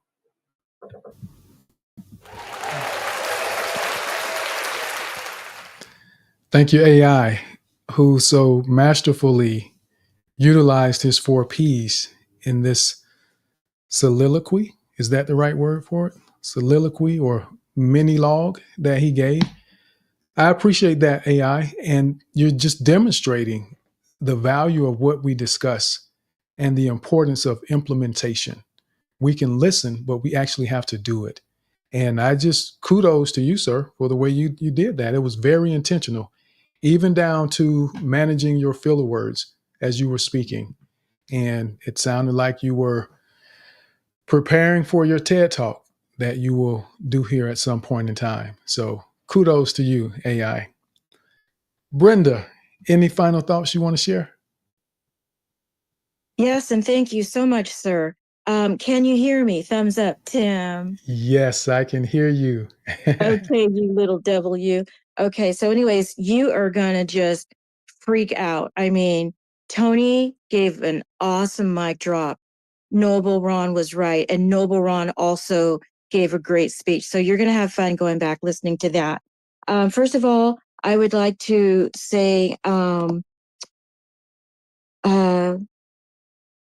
words. See, I just did it. Oh my gosh. I was being recorded unknowingly. Okay, so, but anyways, these are filler words. And you know what, Tim, I want to say again, thank you so much for trusting me and AI. It was a pleasure to fly with you. Very nice. Nice. And I love colorful language with the way Brenda ended that to say AI was very nice to fly with you.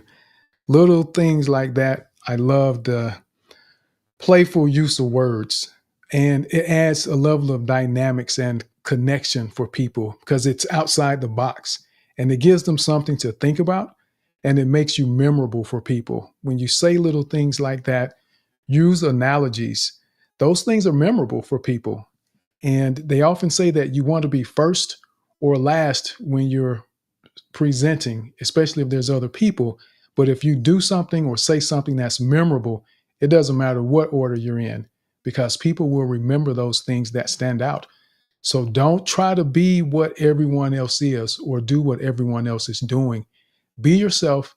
And as we said before, add your own little special sauce to the way that you present yourself because that's what makes you stand out. That's what gives people a greater appreciation for you as Noble Ron, as his son, as Jason, as Angel, as Phantom. That's what makes you stand out. So be yourself. And I want to just thank everyone again for joining us today. I really appreciate you because, again, I know that you could have been anywhere. You could have been doing so many things right now with your time. But I thank you for coming to listen with us and join in and share your thoughts and perspectives as we have discussed managing filler words today. And that's one of those topics that some people get frustrated with when they use them and they feel like they have to totally eliminate them from your speaking, but you don't. And that's why we called it managing the filler words.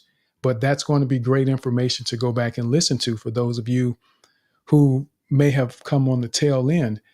And I just want to say for everyone that is here listening, I want to say thank you to all the listeners, to Jason, to Barbara, to Made Coins, Ryan, Angel, Kim, Phantom, Rookie, Ahmad, Brock, Creative Side, Rachel, Sherry, Richard, Aina, AJ, Ross. We've got Pete came up as a speaker. We've got Segoslavia. We also have Alicia. We have Uda Kosuke. And I hope I pronounced that correctly. And if I ever mispronounce anyone's name, please let me know one day. Come up and say hello and let me know how to pronounce your name correctly because that's important to me, pronouncing your name the way it was intended. Then we also have First Steps to Minho, Kel, Martin. We have Stephen, Eric. We have George, Abby, Mustafa, Dav. We have Funtronics, The Builder, Unekwu. We also have Ikechukwu. Yes, Ikechukwu. We've got Goody as well as listeners in the space. So thank you all for being here. And I also appreciate you bearing with me as I take a moment to acknowledge those that were listening in the space, because I want everyone to know how much they're valued and appreciated. I can tell you directly when you're a speaker because you're here and we're interacting directly. I can thank you, but I like to do the same thing for the listeners because you're important as well. Your presence matters. And by you being here to listen and learn, you're able to take back the things you hear and share with others, which allows us to change the world one interaction at a time. And that's what confident speaking will do for us. It gives us the ability to become more confident and effective communicators that will change the world one interaction at a time. It matters. Just AI, use AI as an example. Use Brenda as an example. It matters. And people are taking this stuff to heart, and we're seeing lives changed. We really are. So again, I appreciate you all. I hope the best for every single one of you. And I appreciate you continuing to be intentional on this journey to become the best you that you can be. Because when you become that confident and effective communicator, your life is going to change. And opportunities that you didn't even think you wanted will begin to find you in your life. So you all stay blessed. Keep doing what you're doing.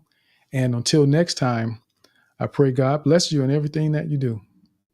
Thank you for joining today's episode of the Confident Speaking Space. Your contributions as a speaker and your presence listening live or on the replay are greatly appreciated.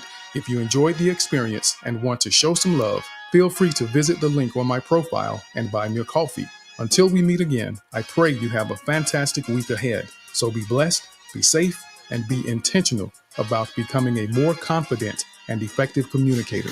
Let's get it.